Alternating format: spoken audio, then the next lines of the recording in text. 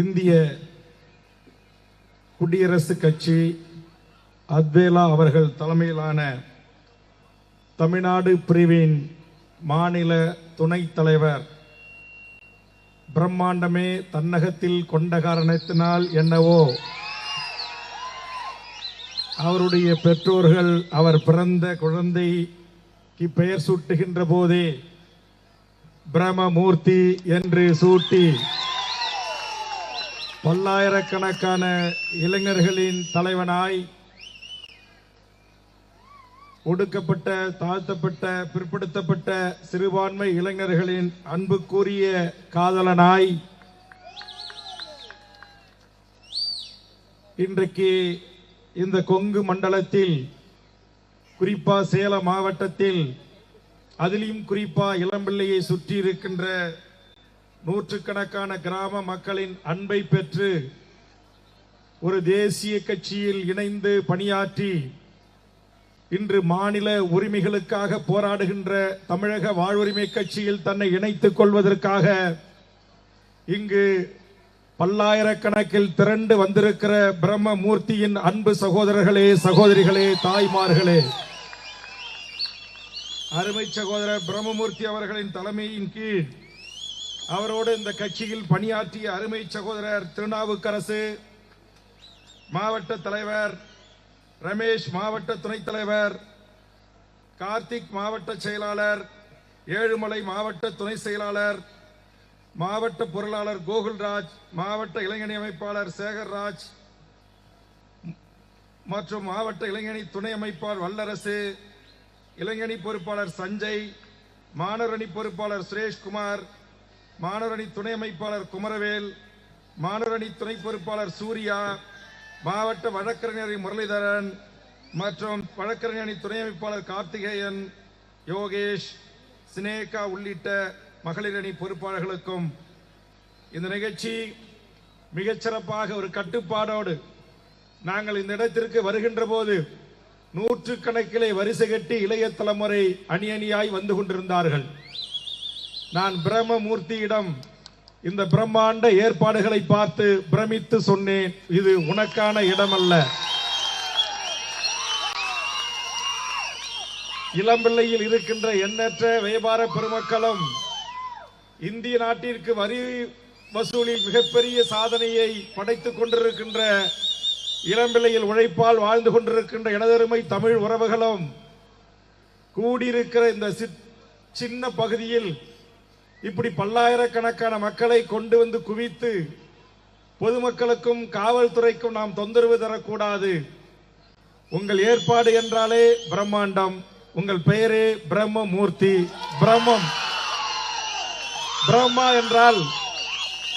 பிரம்மா என்றால் உலகத்தை படைத்தவன் என்று சொல்வார்கள். ஆம், இன்றைக்கு உங்களால் பல இளைஞர்கள் இந்த பதாகையில் வழக்கறிஞராக, கலை அறிவி கல்லூரியில் பட்டம் பெற்றவர்களாக, பொறியாளர்களாக, பல்வேறு தாய்மார்களுக்கு வேலை வாய்ப்பும் கல்வியும் சமூக மாற்றத்திற்கான உதவிகளும் அவர்கள் சுயகாலில் நின்று வளர்வதற்கான வாய்ப்பையும் உருவாக்கி தந்திருக்கிறீர்கள். ஆதலால்தான் ஒரு சட்டமன்ற உறுப்பினரிடம் இல்லாத ஒரு அன்பு, ஒரு நாடாளுமன்ற உறுப்பினரிடம் இல்லாத ஒரு அன்பு, ஒரு அமைச்சரிடம் இல்லாத ஒரு அன்பு அடித்தளத்தில் இருக்கிற உழைக்கும் உண்மையான பாட்டாளிகளிடம் உங்களுக்கு இருக்கிறது. அப்படி இருக்கிற அந்த அன்பால், பாசத்தால் உருவாக்கப்பட்ட இந்த அன்பு கூட்டணி தான் தமிழக வாழ்வுரிமை கட்சியில் நீங்கள் தங்களை இணைத்துக் கொள்ளுகின்ற ஒரு நிகழ்வு. இந்த நிகழ்வுக்கு உங்களோடு தோளோடு தோள் நின்று துணை புரிந்த அருமை தம்பி மாரிமுத்து அவர்களுக்கும், கார்த்திக் அவர்களுக்கும், வல்லரசு அவர்களுக்கும், அருண் அவர்களுக்கும், லோகேஷ் அவர்களுக்கும், வழக்கறிஞர்கள் கார்த்திகேயன், பதி, ராசு மற்றும் விக்னேஷ் உள்ளிட்ட பரசுராமன் உள்ளிட்ட வழக்கறிஞர் பெருமக்களுக்கும், இந்த கட்சியை நான் பண்ருட்டியிலே தொடங்கிய போது கடலூர் மாவட்டத்தில் விரிவடைந்து அது கொஞ்சம் கொஞ்சமாக விழுப்புரம், அரியலூர், பெரம்பலூர், மயிலாடுதுறை, தஞ்சை என்று உருவாகி விரிவடைந்து இன்றைக்கு கும்மிடிப்பூண்டி முதல் இன்றைக்கு கன்னியாகுமரி வரையில் இந்த கட்சி இன்றைக்கு மிகப்பெரிய வளர்ச்சியை எட்டுகிறது என்று சொன்னால் அதற்கு இந்த சேலம் மாவட்டத்தில் இருக்கிற என் கட்சியிலே ஏற்கனவே இணைந்து மாநில மாவட்ட ஒன்றிய நகர நிர்வாகிகளாக பணியாற்றுகின்ற என்னுடைய அருமை ஆளுமை மிக்க என்னுடைய கட்சியினுடைய முன்னாள் நிர்வாகிகள் உட்கட்சி தேர்தல் நடக்கின்ற காரணத்தினால் அவர்கள் அனைவரையும் மாவட்ட செயலாளர் என்று என்னால் அழைக்க இயலவில்லை. ஆதலால் அப்படி அன்புக்குரியவர்களாக இருக்கின்ற அருமை தம்பி நம்முடைய ஓமலூர் மோகன்ராஜ் அவர்களுக்கும், நம்முடைய அருமை தம்பி ஐயப்பன் அவர்களுக்கும், நம்முடைய ராஜ்குமார் அவர்களுக்கும், தமிழன் யுவராஜ் அவர்களுக்கும், அருமை தம்பி அமிர்ராஜ் அவர்களுக்கும், சுரேஷ் அவர்களுக்கும், கோவிந்தராஜ் அவர்களுக்கும், எல்லாவற்றிற்கும் மேலாக இங்கு எனக்கு இந்த நம்முடைய பிரம்மமூர்த்தி, இன்னும் நம்முடைய அமிர்தராஜ், திருநாவுக்கரசு உள்ளிட்ட தமிழ்நாடு முழுவதும் பல்வேறு களத்தில் நின்று என்னோடு கைகோர்ப்பதற்கு, என்னை வலிமைப்படுத்துவதற்கு தோளோடு தோள் நின்று துணை புரிந்த அருமை நம்முடைய அருமை சகோதரர் எடப்பாடி செல்வம் அவர்களுக்கும் இந்த நேரத்திலே நன்றி சொல்லுகின்றேன். அவருக்கு உறுதுணையாக பணி செய்த அருமை தம்பி சிலம்பு அவர்களையும் நான் இந்த நேரத்திலே நினைத்து பார்த்து, நம்முடைய சங்ககிரி தொகுதியினுடைய பொறுப்பாளராகவும் இந்த பகுதியுடைய மாவட்ட கட்சியினுடைய செயலாளராகவும் பணியாற்றிய அருமை தம்பி ஐயப்பன் அவர்களோடு தொடர்ந்து களத்தில் பணி செய்கின்ற ஏனைய தம்பிமார்களுக்கும், அருமை சகோதரர் மேச்சேரி வெங்கடாசலம் அவர்களுக்கும், நாம் தமிழ் கட்சியினுடைய சேலம் மாவட்ட செயலாளராக இருந்து இன்றைக்கு கொள்கை வழி நின்று போராடக்கூடிய ஒரு முக்கியமான தளபதிகளாக என்னோடு கைகோத்திருக்கிற அருமை தம்பி அழகாபுரம் தங்கம் அவர்களுக்கும், அருமை தம்பி திருநாவுக்கரசு நீலமேகன் அவர்களுக்கும், அருமை தம்பி ஆத்தூர் அன்பரசன் அவர்களுக்கும், அருமை தம்பி கங்கவள்ளி கவியரசன் அவர்களுக்கும், அருமை தம்பி ஓமலூர் சிலம்பரசன் அவர்களுக்கும், மேற்கு மாவட்டத்துடைய ஊடக பிரிவு பொறுப்பாளர் ஒருங்கிணைந்த பொறுப்பாளர் அருமை தம்பி சபரி அவர்களுக்கும், முன்னாள் கட்சி வளர்ச்சிக்கு பணியாற்றிய எமது மாநில நிர்வாகிகள் அருமை சகோதரர் ஜெயமோகன் செந்தில்குமார் அவர்களையும், அருமை தம்பி சரவணமூர்த்தி அவர்களையும் இந்த நேரத்தில் நினைவு கூர்ந்து, அருமை தம்பி சூர்யா பாலு மற்றும் பழனிவேல் மற்றும் பிரபாகரன், அருமை தம்பி கரேத்த வெங்கடேசன், அருமை சகோதரர் வரதராஜன், ஜெயபிரகாஷ், ஆர்ச்சிகேட் பிரபா, அருமை தம்பி மணிகண்டன், சபரி, தோழர் பச்சமுத்து, சேலம் கார்த்திக் ஊடக பிரிவு நண்பர்கள் உள்ளிட்டவர்களுக்கும், முன்னாள் எம் கட்சியினுடைய நிர்வாகிகளாக பணியாற்றிய மகடஞ்சாவடி ரத்னவேல் மற்றும் மகடஞ்சாவடி அழகுராஜ் மற்றும் எடப்பாடி ஜெயராமன், முன்னாள் மாவட்ட பொறுப்பாளர் பெருமாள் உள்ளிட்ட ஏற்கனவே இந்த மாவட்டத்தில் கட்சியின் பொறுப்புகளை தாங்கி வகித்த நல்ல உள்ளங்களுக்கும், அருமை சகோதரர் தங்கம் மற்றும் இங்கே நம்முடைய அழகரசன், அதுபோன்று இங்கு நம்முடைய வைரம், அதுபோன்று நம்முடைய பல்வேறு தோழர்கள் நாம் தமிழர் இயக்கத்திலிருந்து விலகி தமிழக வாழ்வுரிமை கட்சியில் இணைந்தவர்கள், பல்வேறு மாற்று அரசியல் கட்சிகளில் இருந்து விலகி தமிழக வாழ்வுரிமை கட்சியில் இணைந்தவர்கள், இன்றைக்கு சதீஷ் உள்ளிட்ட இன்றைக்கு பல தோழர்கள் இன்றைக்கு இந்த கட்சியிலே இணைந்திருக்கிறார்கள், மகளிர் இணைந்திருக்கிறார்கள். ஆக இணைந்த ஏற்கனவே பணியாற்றிய தோழர்களையும் இங்கே பிரம்மமூர்த்தி அவர்கள் தலைமையில் அப்படியே கொஞ்சம் எழுந்து திரும்பி பார்த்தீங்கன்னா அந்த கண்ணு கெட்டிய தூரம் வரையிலும் மக்கள் தலைகள் தான் இருக்கு. இந்த கடகோடியிலும் ஆயிரக்கணக்கான மக்கள் இருக்கை இல்லாமல் நின்று கொண்டிருக்கிறார்கள். நான் அதிகம் இங்கு பேச போவதில்லை. இங்கே என்னுடைய அருமை தம்பிமார்கள் நம்முடைய அழகரசன் அவர்களும் மாரிமுத்து அவர்களும் முருகானந்தம் அவர்களும் பேசியிருக்கிறார்கள். கூட்டத்தினுடைய நிகழ்ச்சியை நம்முடைய மோகன்ராஜ் ஒழுங்கு செய்திருக்கிறார்கள். தலைமை செயலாளர் வரவேற்புரை ஆற்றி நிறைவு செய்திருக்கிறார்கள். இங்கு எண்ணற்ற தமிழ் சமூகத்தின் ஆளுமைகள் அமர்ந்திருக்கிறார்கள். ஆனால் அவர்கள் எல்லாம் பேசுவதற்கு நேரம் இல்லாத காரணத்தினால் எனக்கான வாய்ப்பை நம்முடைய பிரம்மமூர்த்தி அவர்கள் வழங்கியிருக்கிறார்கள். நீங்க எல்லாம் பிரம்மமூர்த்தியினுடைய அன்புக்கு கட்டுப்பட்டவர்கள், அவருடைய அழைப்பை ஏற்று வருகின்றிருக்கிறீர்கள். ஆதலால் நான் பேசி முடிக்கின்ற வரையிலும் கொஞ்சம் அமைதி காத்து நான் என்ன பேசுகிறேன் என்பதை தயவு கூர்ந்து அருள் கூர்ந்து கேட்டு இதை ஒரு விவாதத்திற்கு நீங்கள் உட்படுத்த வேண்டும். எல்லா அரசியல் கட்சியிலையும் வராங்க, கட்சியில இணைப்பு விழா நடத்துறாங்க, கட்சியில போய் சேர்ந்தோம் கேட்டோம் கலைஞ்சி போகணும்னு இருக்கக்கூடாது. தமிழக வாழ்வுரிமை கட்சி எல்லாம் முன்னேற்ற கழகம்னு இருக்கும். ஆனா இன்னைக்கு வாழ்வுரிமை என்கிற பெயரை நாம் இந்த கட்சிக்கு சூட்டி இருக்கிறோம். ஏன் சூட்டி இருக்கிறோம், எதற்காக வாழ்வுரிமை என்கிற அந்த பெயரை நாம் வைத்திருக்கிறோம் என்பதை ஒரு கணம் நாம் அனைவரும் சிந்தித்து பார்க்க வேண்டும்.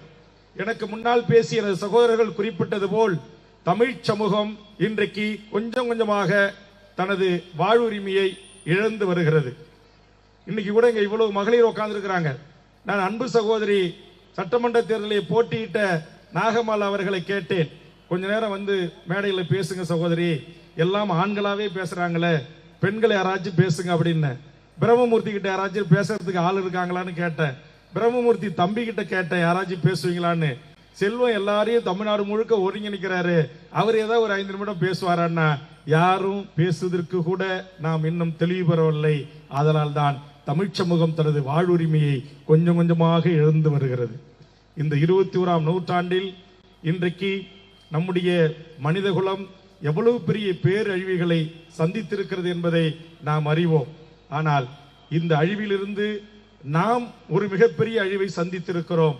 அந்த அழிவுதான் பக்கத்து 10 மைல் தூரத்தில் தமிழ் ஈழம் என்கிற இலங்கை தீவில் நம்முடைய சகோதரர்கள் உலகரங்கில் தமிழனுக்கென்று ஒரு கொடி வேண்டும், தமிழனுக்கென்று ஒரு நாடு வேண்டும், தமிழுக்கென்று ஒரு நேர்மையான அரசாட்சி நடைபெற வேண்டும் என்று நினைத்த எம் தமிழீழ தேசிய தலைவர் மேதகு வேலுப்பிள்ளை பிரபாகரன் என்கிற அந்த மாபெரும் தலைவன் கண்ட தனித்தமிழீழ கனவை இன்றைக்கு நசுக்கி பொசுக்கி இருக்கிறார்கள். பக்கத்து நாட்டிலும் தமிழ் சமூகத்தின் வாழ்வுரிமை பாதிக்கடைந்திருக்கிறது, சொந்த நாட்டிலும் பாதிப்படைந்திருக்கிறது. இன்றைக்கு நான் இங்கு வருகை தந்தேன், நம்முடைய கட்சியினுடைய அலுவலகத்திலே தங்கினேன். அங்கே நம்முடைய தங்கம் அவர்களும் நம்முடைய மோகன்ராஜ் அவர்களும் கட்சியினுடைய முன்னணி நிர்வாகிகளும் மேட்டூரிலே நடக்கிற ஒரு சம்பவத்தை குறித்து சில தொழிலாளர் தோழர்களை அழைத்து வந்தார்கள். 2000 பேர் மேட்டூர் அனல் மின் நிலையத்திலே அந்த மண்ணின் பூர்வீக குடி மக்கள், மேட்டூரை சுத்தி வாழ்கின்ற தமிழ் மக்கள், அவன் எந்த சாதியோ எந்த மதமோ எந்த கட்சிக்காரனாக இருக்கட்டும், இன்றைக்கு பல நாட்களாக எங்களை நிரந்தரப்படுத்துங்கள் என்று கோரி அவன் அங்கு ஒரு போராட்டத்தை, உள்ளிருப்பு போராட்டத்தை நடத்துகிறான். ஆனால் இந்த நாட்டை ஆளுகின்ற ஒன்றிய மாநில அரசுகள் ஒரு குறைந்தபட்சம் அந்த தொழிலாளர் தோழர்களோடு ஒரு பேச்சுவார்த்தை செய்வதற்கு தயாராக இல்லை. அவருடைய பிரச்சனை தான் என்ன என்று அழைத்து பேசி அவர்களுக்கான பணி நிரந்தரம் குறித்து ஒரு நேரடி பேச்சுவார்த்தையை நடத்துவதற்கு இந்த நாட்டுடைய அரசு உயர் அதிகாரிகளுக்கு மனமில்லை.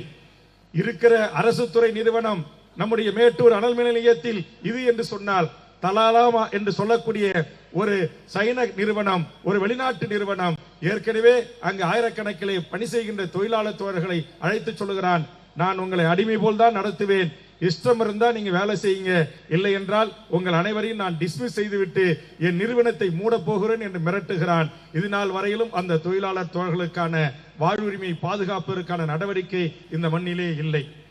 இங்கே சேலம் ஸ்டீல் பிளான்டை குறித்து சொன்னார்கள். ஒன்றிய அரசுடைய அதிகாரிகள் வட இந்தியர்களின் ஆதிக்கம் இருக்கிறது. இந்த சேலம் என்றாலே வெள்ளி கொலுசு தயாரிக்கிற இடம். இங்க இருக்கிற நகைக்கடைகளிலே இங்கு நம்முடைய முன்னோர்கள் தான் இன்றைக்கு நகைத்தொழிலை செய்து வந்தார்கள். ஆனால் இன்று நிலைமை என்ன? இன்றைக்கு கொஞ்சம் கொஞ்சமாக எல்லாவற்றையும் வடநாட்டுக்காரன் அபகரித்துக் கொள்ளுகிறான்.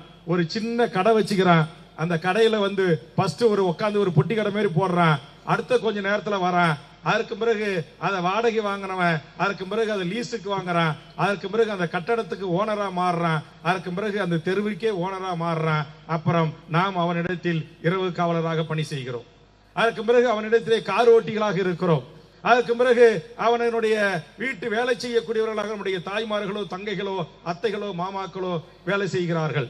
நீங்கள் கொஞ்சம் கொஞ்சமாக தமிழ் சமூகத்தின் வாழ்வுரிமை எப்படி பாதிக்கப்படுகிறது என்பதை எண்ணி பார்க்க வேண்டும். இன்றைக்கு கர்நாடகத்திலிருந்து ஓடி வருகிற நம்முடைய காவேரி நீர், இன்றைக்கு சென்னை மாகாணமாக இருக்கும்போது நம்முடைய எல்லைக்குள் இருந்த காவேரி இன்றைக்கு கர்நாடகத்துடைய முதலமைச்சர் அவர்கள் மேகதாட்டில் நான் அணை கட்டியே தீருவேன், எந்த கொம்பனாலும் தடுக்க முடியாது என்று சொல்லுகிறான்.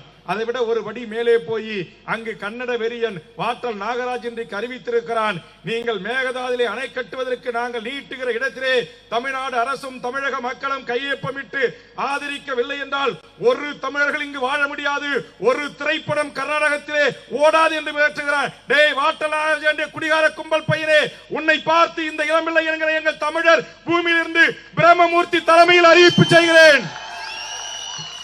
ஒகேனக்கலும் கர்நாடகமும் முழுவதுமாக எங்களுக்கு சொந்தமான இடம். எங்கள் சந்தனக்காட்டு வீரப்பன் இருக்கின்ற வரையில் வாட்டல் நாகராஜுகளும் கன்னட வேதியா கும்பல்களும் அடக்கி வாசித்தீங்க. இருக்கிற இடம் தெரியாம இருந்தீங்க. உன்னுடைய ரசிகர் மன்றம், ராஜ்குமார் ரசிகர் மன்றம் துள்ளி குதித்தான். போராட்டம் வருகின்ற போது என் தமிழ் மக்களை அடித்து துவைத்தான். என் தமிழ் சமூகத்துடைய பேருந்துகளை எரித்தான். இந்த சேலத்திலும், தருமபுரியிலும், கிருஷ்ணகிரியிலும், திருவண்ணாமலையிலும், வேலூரிலும் பிழைக்க போன எமது மக்களை அடித்து காவிரியில் தண்ணீர் கேட்கிறாய் என்று தூக்கி வீசினான். அதற்கு பதிலடியாக எந்த ரசிகர் மன்றம் அந்த போராட்டத்தை நடத்தியதோ அதே ரசிகர் மன்றத்தினை போற்றுகிற, வணங்குகின்ற அந்த ராஜ்குமார் எங்கள் சந்தனக்காடுகளின் தலைவன், எங்கள் வீரப்பனாருடைய கட்டுப்பாட்டில் இருந்தார். அவர் இருக்கின்ற வரையில் எந்த பயலும் எல்லைக்கு கூட எட்டி பார்க்கல. இப்ப எங்க வீரப்ப இல்ல, அந்த இடத்தை என் பிரம்மமூர்த்தி நிரப்ப வேண்டும் என்று என்னுடைய ஆசை. அவர் ஆயுதம் கொண்டு நிரப்பினார். தன்னோடு வந்த போராளிகளை கொண்டு நிரப்பினார். என்னுடைய அருமை தம்பி பிரம்மமூர்த்தி அவர்களே, உங்களுக்காக உயிரை கொடுக்க நூற்றுக்கணக்கான இளைஞர்கள் இருக்கிறார்கள் என்று கேள்விப்படுகிறேன். அந்த இளைஞர்களை அரசியல் படுத்துங்கள். அந்த இளைஞர்களை தலைமைத்துவ பண்புகளுக்கு தயாராக்குங்கள். நம்முடைய கிராமங்களில் இருந்து பல்லாயிரக்கணக்கான மக்களை அணிதிரட்டுவோம். ஒகேனக்கல் பக்கம் வாட்டல் நாகராஜிகளோ கன்னட வேதியா கும்பல்களோ வருகிறதா என்று நாம் பார்ப்போம். ஜனநாயக ரீதியாக இன்றைக்கு தேவை இருக்கிறது. தமிழ் சமூகத்தின் வாழ்வுரிமை காவேரியில் பறிக்கப்படுகிறது, முல்லை பெரியாரில் பறிக்கப்படுகிறது, இன்றைக்கு கச்சத்தீவில் பறிக்கப்படுகிறது, பாலாற்றின் குறுக்கே அணைகளை கட்டி தடுக்கப்படுகிறது. இன்றைக்கு தென்பண்ணை ஆற்றின் முழுவதுமாக பெங்களூரினுடைய ஒட்டுமொத்த கழிவுகளை அனுப்பி என் தமிழ் சமூகத்தின் வாழ்வாதாரம் பறிக்கப்படுகிறது. ஆற்று நீர் உரிமை, மீன்பிடி உரிமை, வேலைவாய்ப்பு உரிமை, தொழில் உரிமை, இன்னைக்கு இளம்பெளியில் இருக்கிற என் கைத்தறி நெசவாளர்களுடைய வாழ்வுரிமை பறிக்கப்பட்டு இன்றைக்கு சூரத்திலிருந்து இறக்குமதி செய்யப்படுகின்ற சேலைகளாக வந்து கொண்டிருக்கிறது. இங்கே ஈரோட்டு பகுதியிலே விளைந்த மஞ்சள் விலைக்கு ஒரு கட்டுப்படியான நியாயமான விலை கேட்டால் மஞ்சள் வணிகத்தை மார்வாடி சேட்டு குஜராத்திகள் கைப்பற்றிக் கொள்கிறான். என் பகுதியில் விளைகிற முந்திரியை முழுவதுமாக கைப்பற்றி விட்டான். தங்க வணிகம், வெள்ளி வணிகம், இரும்பு வணிகம், எலக்ட்ரிக்கல் எலக்ட்ரானிக் கூட்ஸ் வகைகள், இந்த ஒலிபரிக்கிலிருந்து இங்க உட்கார்ந்து இருக்கிற சேர்ல இருந்து ஒரு கணம் அப்படியே சிந்திச்சு பாருங்க. ஒரு 50 ஆண்டு காலத்திற்கு முன்பாக நம்முடைய தமிழ் சமூகம் செய்த அத்தனை தொழில்களுக்கும் முதலாளியாக வடநாட்டுக்காரன் வந்து விட்டானா இல்லையா? என் தமிழர்களே, ஒரே ஒரு கணம் சிந்தித்து பாருங்கள். ஏன் நம்ம கிட்ட ஒற்றுமை இல்ல? ஏன் இந்த உரிமையை நாம் தக்க வைக்க போராடல? வந்தவனை எல்லாம் வாழ வைத்தோம், வந்தவனை எல்லாம் ஆள வைத்தோம். இந்த பூர்வீகுடி மண்ணின் மக்களாகிய நாம் ஓட்டு போடுகின்ற ஜாதியாக இருந்தோம், கொடி கட்டுகின்ற கூட்டமாக இருந்தோம், கோஷம் போடுகிற கூட்டமாக இருந்தோம். நம்மில் இருந்து இந்த தமிழ் சமூகத்தின் வாழ்வுரிமையை சமரசமற்று பாதுகாக்கக்கூடிய போராளிகளை தீவிரவாதிகள் ஆக்கினார்கள். என் மண்ணில் தோன்றிய தமிழரசனை தீவிரவாதி ஆக்கினார்கள். உலக பூமி பந்தில் வாழ்கின்ற 160 நாடுகளுக்கு மேல் வாடுகின்ற என் தாய் தமிழ் தொப்புள் கொடி உறவுகளின் ஒற்றை முகவரி மேதகு வேலுப்பிள்ளை பிரபாகரன் என்கிற மகத்தான மாபெரும் தலைவனை விடுதலை புலிகள் பயங்கரவாதி என்றார்கள். நான் கேட்கிறேன், எதுடா பயங்கரவாதம்? ஈழத்தில் சொந்த நிலத்தில் சுதந்திரமாக எமது மக்கள் வாழ வேண்டும் என்பதற்காக எங்கள் தாய் முன் பிள்ளைகள் கற்பழிக்கப்பட்ட போது, தந்தையின் முன் பெண் பிள்ளைகள் கற்பழிக்கப்பட்டதோ, கணவன் முன் மனைவி கற்பழிக்கப்பட்ட போது ஒரு 10-12 வயது பாலகனாக இருந்து வீதிக்கு வந்து தன்னோடு ஒத்த கருத்துள்ள இளைஞர்களை அணிதிரட்டி தன் வீட்டில் இருந்த மாடுகளையும் தன் தங்கை உறவுகளின் மோதிரத்தையும் அடகு வைத்து விற்று ஆயுத புரட்சிக்கு வித்திட்ட மகத்தான தலைவன் வாழ்ந்த வரலாற்றை புரிந்து கொண்டு பேசுங்கள் பரதேசிகளே. யாருடா தீவிரவாதி? யாருடா பயங்கரவாதி?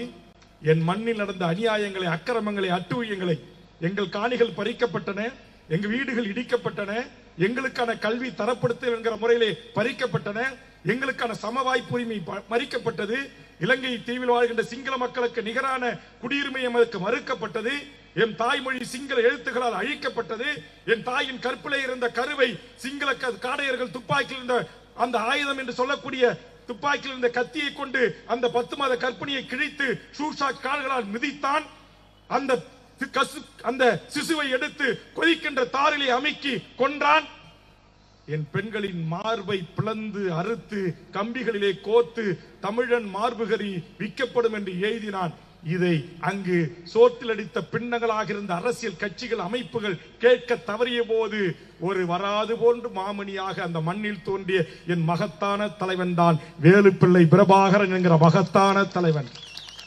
கோவில்களிலே வழிபாட்டு உரிமை இல்லை, பள்ளிக்கூடங்களிலே சமமான கல்வி உரிமை இல்லை, சிங்கள அரசுகளிலே வேலைவாய்ப்பு உரிமை இல்லை, நீதிமன்றங்களிலே நீதி அரசராக பணி இல்லை, இலங்கை தீவின் நாடாளுமன்ற தலைவனாக வர முடியாது, அந்த நாட்டின் பிரதம அமைச்சராக வர முடியாது என்று இருந்த அரசியல் சூழலை மாற்றுவதற்காக அரசியல் புரட்சியை உருவாக்கிய தந்தை செல்வாவின் ஜனநாயக போராட்டம் வீழ்த்தப்பட்டது. அதிலிருந்து படிப்பினை பாடம் கற்றுக்கொண்ட மகத்தான தலைவன் வேலுப்பிள்ளை பிரபாகரன் என்கிற அந்த தலைவன் அந்த மக்களுக்கான விடுதலை போராட்டத்தை முன்னெடுத்தான். அந்த விடுதலை போராட்டம் இந்திய அரசால் பயங்கரவாதம் என்றது. உலக நாடுகள் துணை கொண்டு பாஸ்பரஸ் குண்டுகளையும் ஏவுகணைகளையும் ஆட்லர் பீரங்கிகளையும் கொண்டு எம் இனத்தை கொத்து கொத்தாக கொன்று அழித்தார்கள். சிங்கள பௌத்த பேரினவாத அரசு இதற்காக அங்கு போர் தொடங்கியது. நம்ம ஊர்ல கூட 4 பேர் பேசுறாங்க, ஆமா இலங்கையில பிழைக்க போனவன் போய் நாடு கேட்டா அவன் சும்மா விடுவானான்னு. இலங்கையில பிழைக்க போகலங்க.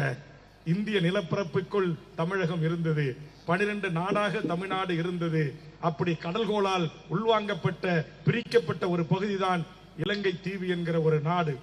அந்த நாட்டின் பூர்வீகுடி மக்கள், மண்ணின் மைந்தர்கள், தமிழ்நாட்டோடு, தமிழ்நாட்டு அரசோடு, தமிழ்நாட்டு அரசர்களோடு ஆட்சி பரிபான முறையில் இருந்த ஒரு தீவுதான் இலங்கை தீவு. அந்த தொப்புள் கொடி உறவுகளை சிங்கள பௌத்த பேரினவாத அரசு 2ஆம் தர குடிமக்களாக்கி அடிமையாக்கி சுதந்திரமா கேட்கிறாய், தனிநாடா கேட்கிறாய் என்று அவர்களை கொத்து கொத்தாக கொலை செய்தான். கொத்து கொத்தாக பெண்களை கற்பழித்தான். அந்த கற்பழிப்பில் இருந்தும் கொலைகளில் இருந்தும் அந்த தமிழ் சமூகத்தை காப்பதற்கு வந்த மகத்தான தலைவன் தான் பிரபாகரன் என்கிற மாபெரும் தலைவன் என்பதை நாம் முதலில் உணர்ந்து கொள்ள வேண்டும். அந்த தலைவனை இன்னைக்கு 20 நாடு படை கொண்டு அழிச்சான். நீங்க எண்ணி பாருங்க, நம்முடைய இனம் இங்க கூட தமிழை பத்தி பேசினாங்க நம்ம சகோதரன். இந்த தமிழ் நம் உயிரை விட மேலானது. உலக நாட்டில் எந்த நாட்டினுடைய மக்களும் தன் மொழி உரிமைக்காக, தன் மொழி வாழ வேண்டும் என்பதற்காக, தன் மொழியின் மீது ஒரு மொழி ஆதிக்கம் செலுத்துகிறது என்பதற்காக தன் தேக்குமர உடல்களை தீக்கரை ஆக்கி இந்த மண்ணின் விதையாக விழுந்த மா வீரர்களை கொண்ட ஒரு இனம் உலக அரங்கில் இருக்கிறது என்று சொன்னால் அது தமிழர்களாகிய நாம், நம்முடைய தமிழ் மொழி, நம் இனம்தான். ஆனா அப்படி பெருமை கொண்ட வரலாற்று பெருமை கொண்ட ஒரு இனம் இன்னைக்கு எங்க நிக்குது? இன்னைக்கு விஜய் கிட்ட நிக்குது, அஜித் கிட்ட நிக்குது, நயன்தாராவுக்கு செலவு வைக்குது, குஷ்புவுக்கு கோயில் கட்டுது. சிந்தித்து பார்க்க வேண்டும். தமிழ் சமூகம் உன்னுடைய வாழ்வுரிமைகளை கொஞ்சம் கொஞ்சமாக நீ எழுந்து வருகிறாய். நான் கேட்கிறேன், இந்த நாட்டில் இருக்கிற ஒன்றிய அரசு அலுவலகங்களில், விமான நிலையங்களில், கப்பல் போக்குவரத்து துறைகளில் இருக்கிற ஸ்டீல் பிளான்டில், திருச்சியில் இருக்கிற துப்பாக்கி தொழிற்சாலையில், வேலூரில் இருக்கிற வெடிகுண்டு தொழிற்சாலையில், எண்ணூரில் இருக்கிற NLC நிறுவனத்தில், இப்படி அடுக்கடுக்காக இருக்கிற ஒன்றிய அரசு நிறுவனங்களில் இந்த மண்ணின் பூர்வீகுடி மக்களாக பல்லாயிரக்கணக்கிலே திரண்டு வந்திருக்கிறீர்களே, உங்களுக்கு கல்வி தகுதி இல்லையா? உங்களுக்கு படிப்பு இல்லையா? உங்களுக்கு அறிவு திறமை இல்லையா? ஏன் வடநாட்டுக்காரனை கொண்டு வந்து இறக்குகிறார்கள்? ஓசூரிலே டாடா என்கிற ஒரு நிறுவனம் ஒரு தொழிற்சாலையை தொடங்குகிறான். 10,000 பேரை உத்தரகாண்ட்ல இருந்து, ராஜஸ்தான்ல இருந்து, மத்திய பிரதேசல இருந்தும், பீகார்ல இருந்தும் இறக்குமதி செய்கிறார். நான் கேட்கிறேன், இங்கே அந்த 10,000 பெண்கள் உனக்கு வேண்டும் என்றால் என் உத்தரமூர்த்தி, என்னுடைய அருமை சகோதரர் நம்முடைய பிரம்மமூர்த்தியிடம் சொல்லுங்க, எங்க மோகன்ராஜ் கிட்ட சொல்லுங்க, எங்க ஐயப்பன் கிட்ட சொல்லுங்க, எங்க யுவராஜ் கிட்ட சொல்லுங்க, எங்க ராஜகுமார் கிட்ட சொல்லுங்க, இல்ல எங்க செல்வம் கிட்ட சொல்லுங்க. உனக்கு எத்தனை ஆயிரம் பெண்கள் வேணும்? எத்தனை ஆயிரம் இளைஞர்கள் வேணும்? என்ன ஐடி வேணுமா, பெட்ரோல் வேணுமா, டன்னர் வேணுமா, எலக்ட்ரிக் வேணுமா, எலக்ட்ரானிக் வேணுமா, கெமிக்கல் இன்ஜினியர் வேணுமா, என்ன இன்ஜினியர் வேணும் உனக்கு? ஐடி இன்ஜினியர் வேணுமா, ஏஐ டெக்னாலஜி வேணுமா?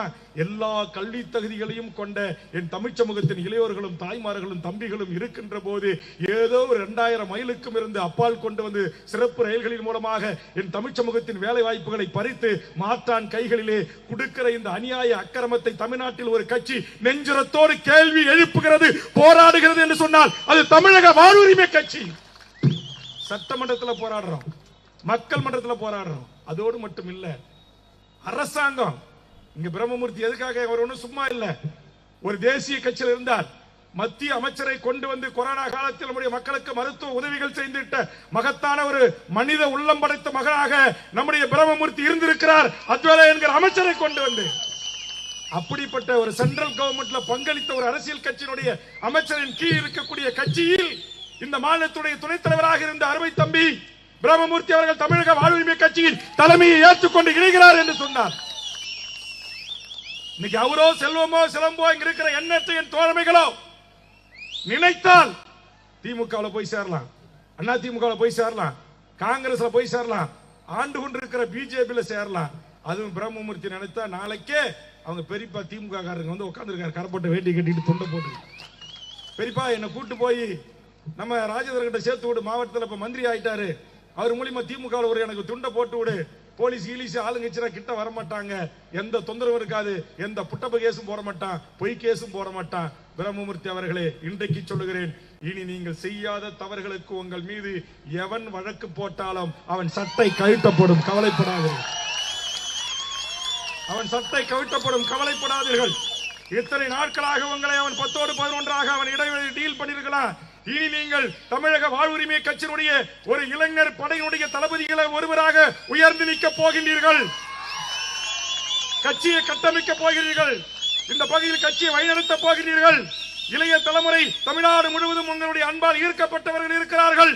அந்த அன்பால் ஈர்க்கப்பட்டு கூடுகிற இந்த அன்பு கூட்டணியில் இணைந்து விட்ட பிறகு எந்த ஒரு காவல்துறைகாரனும் சட்டத்தையும் நீதியும் நிலைநாட்ட நினைக்கிற நேர்மையான மனச்சாட்சி உள்ள காவல்துறை அதிகாரிகள் இனி உங்கள் மீது உண்மைக்கு மாறான பொய் வழக்கை போடவே மாட்டான்.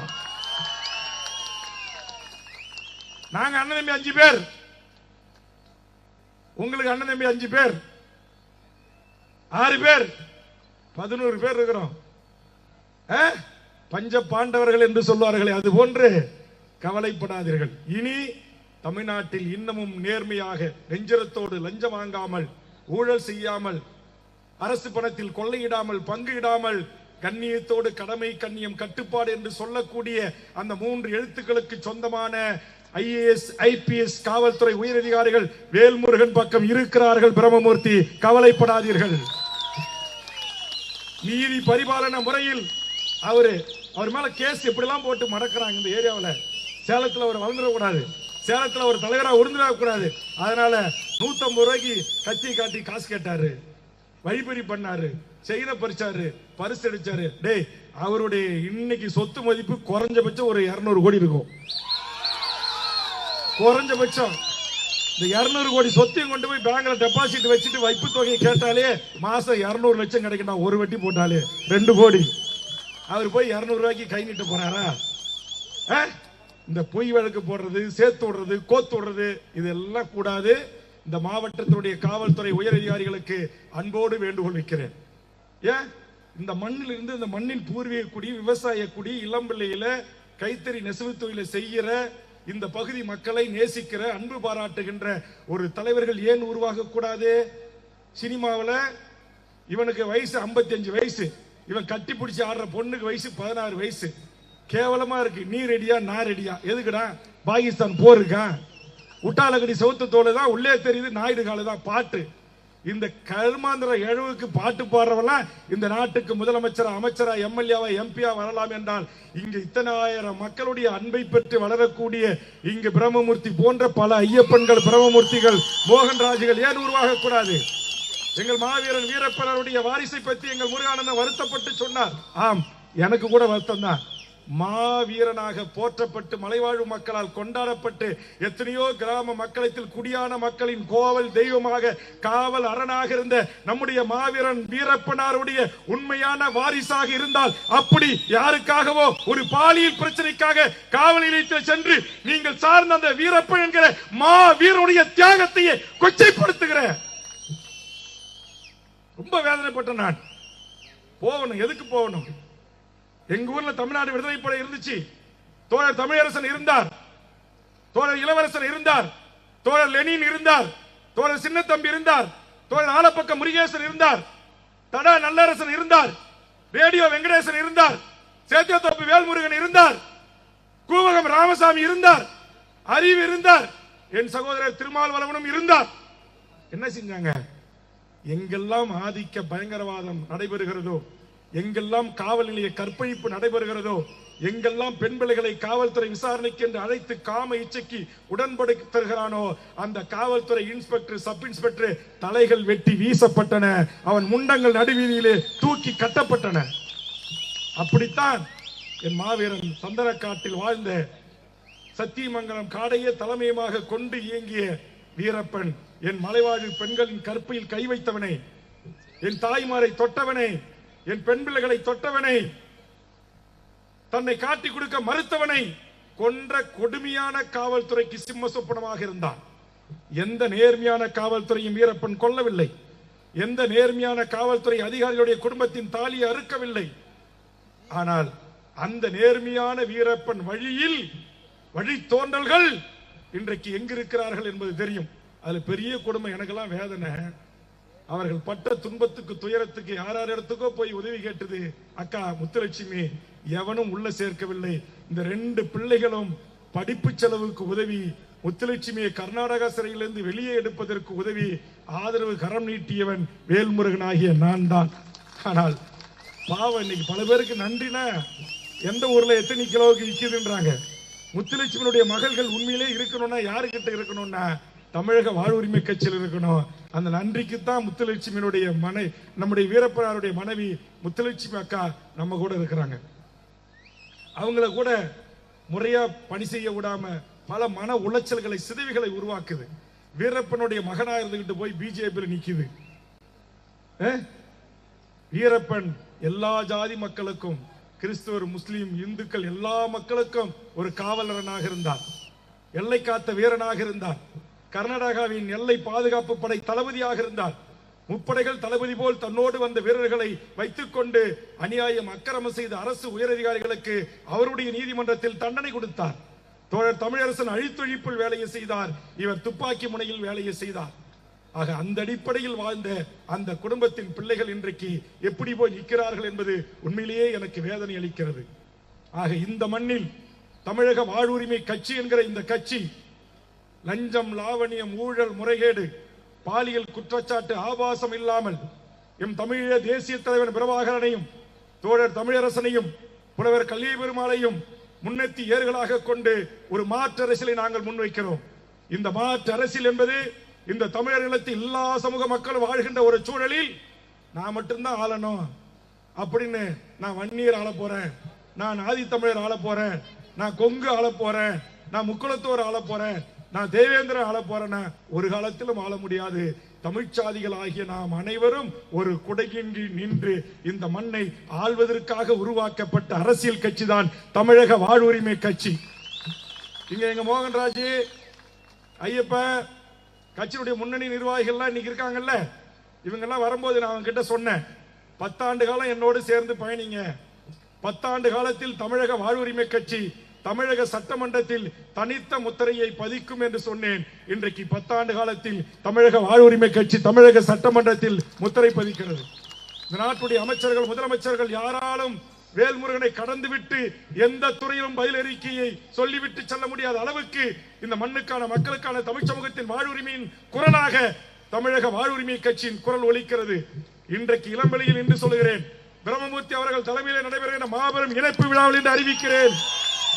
2026 தமிழக வாழ்வுரிமை கட்சியினுடைய ஆதரவு இல்லாமல் எந்த கொம்பனும் இந்த நாட்டுடைய முதலமைச்சராக வர முடியாது என்கிற நிலையை நாம் உருவாக்குவோம்.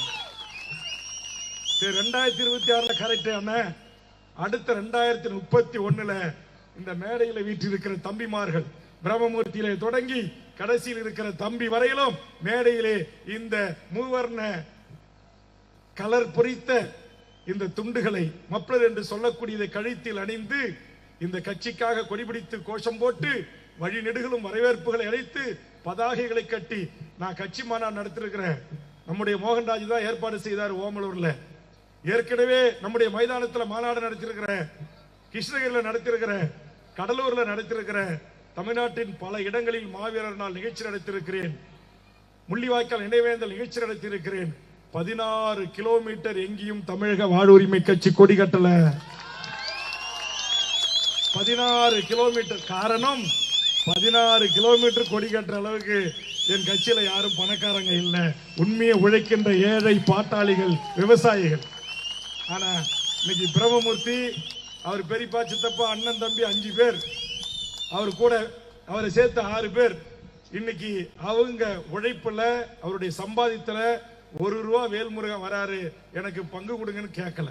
இங்க கூட எங்க ஐயப்பன் கொஞ்சம் பேனர் வச்சார், அவர் என்கிட்ட சொன்னார். நான் கேட்ட உடனே ஐயப்பண்ணனுடைய படத்தை எல்லா பதாகைகளும் வழிநெடுக்க வைத்த எல்லா பதாகைகளையும் போட்டு ஒட்டுமொத்த செலவை நான் ஏற்றுக்கொண்டேன். அவர் படம் இல்லாத எந்த பதாகைகளையும் நான் வைக்கவில்லை. ஆதலால் இந்த முழு செலவையும் முழு ஏற்பாடையும் நானே செய்கிறேன் என்று சொல்லிதான் இந்த ஏற்பாட்டை நான் செய்தேனே தவிர பிரிதொரு முன்னாள் கட்சிக்காக உழைத்த ஐயப்பனையோ அல்லது நம்முடைய மோகன்ராஜையோ அமீரையோ திருநாவுக்கரசையோ இங்க இருக்கிற யுவராஜையோ தம்பி ராஜகுமாரையோ யாரையும் அவர் உதாசனப்படுத்த வேண்டும் என்ற நோக்கம் அல்ல. நீங்க இத்தனை விஷயமா 5 விஷயமா அண்ணனுக்கு கொடி கட்டிங்க, கோஷம் போட்டீங்க, கூட்டம் சேர்த்துட்டீங்க, ஆள் சேர்த்துட்டீங்க, ஆள் பழம் எல்லாம் சேர்த்துட்டீங்க. இந்த ஒரு கூட்டத்தை தனிப்பட்ட பிரம்மமூர்த்தியா எனக்காக உயிரே கொடுக்கின்ற நூற்றுக்கணக்கான ஆயிரக்கணக்கான தம்பிமார்களை வைத்து நான் இந்த கூட்டத்தை நடத்தி காட்டுகிறேன். நான் எவனிடத்திலும் போய் நன்கொடை கேட்கவில்லை. இங்க கூட எங்க செல்வத்துக்கிட்ட சொல்லி இருக்கிறேன், அடுத்த கூட்டம் நீங்க தான் நடத்தணும். எங்க எடப்பாடியில எங்க நடத்தணும்? எடப்பாடியில் நடத்தணும். அதுக்கு முன்னாடி 16ஆம் தேதி ஒரு தேதி கொடுத்திருக்கிறேன். அது நம்முடைய கோழி பாஸ்கர் என்று சொல்லக்கூடிய அவர் பல்லாயிரக்கணக்கான இளையோடு அடுத்த ஒரு இணைப்பு விழாவை சேலத்தில் நடத்த போகிறார். ஆக நாளொரு மேனியும் பொழுதொரு வண்ணமும் இந்த கட்சியில வராங்க அப்படின்னா இந்த கட்சி ஒரு கொள்கை அடிப்படையில், தத்துவார்த்த அடிப்படையில், இன உரிமைக்கான அரசியல் களத்தில், தமிழர் வாழ்வுரிமை களத்தில், தமிழ் சமூக வாழ்வுரிமைக்காக நிற்கிறது. நான் ஒரே ஒரு விஷயத்தை சொல்ல விரும்புறேன். இங்க இருக்கிற பல்லாயிரக்கணக்கான இளைஞர்கள் என்பதால தமிழக சட்டமன்றத்தில் நம்ம ஓபிஎஸ் முதலமைச்சராக இருக்கும்போது ஒரு சட்டம் கொண்டு வந்தாங்க. அந்த சட்டம் தமிழ்நாட்டை சாராத இந்திய நாட்டை சேர்ந்த எவர் வேண்டுமானாலும் இந்த நாட்டுடைய கோட்ட ஆட்சியராக, டிஎஸ்பியாக, கமர்ஷியல் டாக்ஸ் கமிஷனராக, மேஜிஸ்ட்ரேட் என்று சொல்லக்கூடிய மேஜிஸ்ட்ரேட் என்று சொல்லக்கூடிய நீதிபதியாக வரலாம். அவன் தமிழ் எழுத, படிக்க, பேச தெரியணுன்ற அவசியம் இல்லை. வேலைக்கு சேர்ந்த 2 ஆண்டு கழித்து அவன் கற்றுக்கொண்டால் போதும் என்று என் தமிழ்நாட்டு இளைஞர்களுக்கும் மாணவர்களுக்கும் கிடைக்க வேண்டிய வேலை வாய்ப்பு உரிமையை தட்டி பறித்து அண்டை மாநிலங்களுக்கு தாரை வார்த்ததை தடுத்து நிறுத்திய ஒரே கட்சி தமிழ்நாட்டில் தமிழக வாழ்வுரிமை கட்சி. இந்த ஒரு காரணத்திற்காகவே சேலம் மாவட்டத்தில் இருக்கிற அதிமுக, திமுக, காங்கிரஸ், பாட்டாளி மக்கள் கட்சி, சொந்தக்காரன் வந்தகாரன், முன்னாள் பாமக நண்பர்கள் எல்லாரும் வேல்முருகன் ஆகிய உங்களில் ஒருவன், உங்களுக்காகவே ஒருவனாக இருக்கிற எனக்கு நீங்கள் கடமைப்பட்டவர்கள். ஏன் தமிழ்நாட்டில் 156 கட்சி இருக்கிறான், ஒரு கட்சி இது குறித்து சட்டமன்றத்தில் வாய் திறக்கல. ஒரு கட்சியும் இதற்காக டிஎன்பிசி அலுவலகத்தை பூட்டு போடுகின்ற போராட்டம் நடத்தல. ஒரு கட்சி தலைவனும் 1 லட்சம் பேரை திரட்டி கோட்டையை நோக்கி பேரை நடத்தல. அன்றைக்கும் இந்த சேலத்திலிருந்து நான் படித்த என் கட்சியுடைய முன்னணி நிர்வாகிகள் சொந்த செலவுல வேன் வச்சுக்கிட்டு, கார் வச்சுக்கிட்டு, பஸ் வச்சுக்கிட்டு, கட்டிச்சோறு கட்டிக்கிட்டு அந்த பேரணிக்கு வந்தான். அதற்கு கிடைத்த வெற்றி தான் திமுக கூட்டணியில் நான் இணைவதற்கு முன்பாக 10 கோரிக்கைகளை நான் தந்து, அந்த 10 கோரிக்கைகளில் பிரதான கோரிக்கைகள் ஒன்றாக இருந்ததுதான் தமிழக வேலை தமிழருக்கே என்கிற கோரிக்கை. இன்னைக்கு பிரம்மமூர்த்தி வந்திருக்கிறார். இங்க ஒரு 2000 பேர் 3000 பேரை கூட்டி பிரம்மாண்டமா நடத்திக்கிட்டு இருக்கிறார். இந்த கூட்டம் இங்கேயோ அடங்கிடக் கூடாது.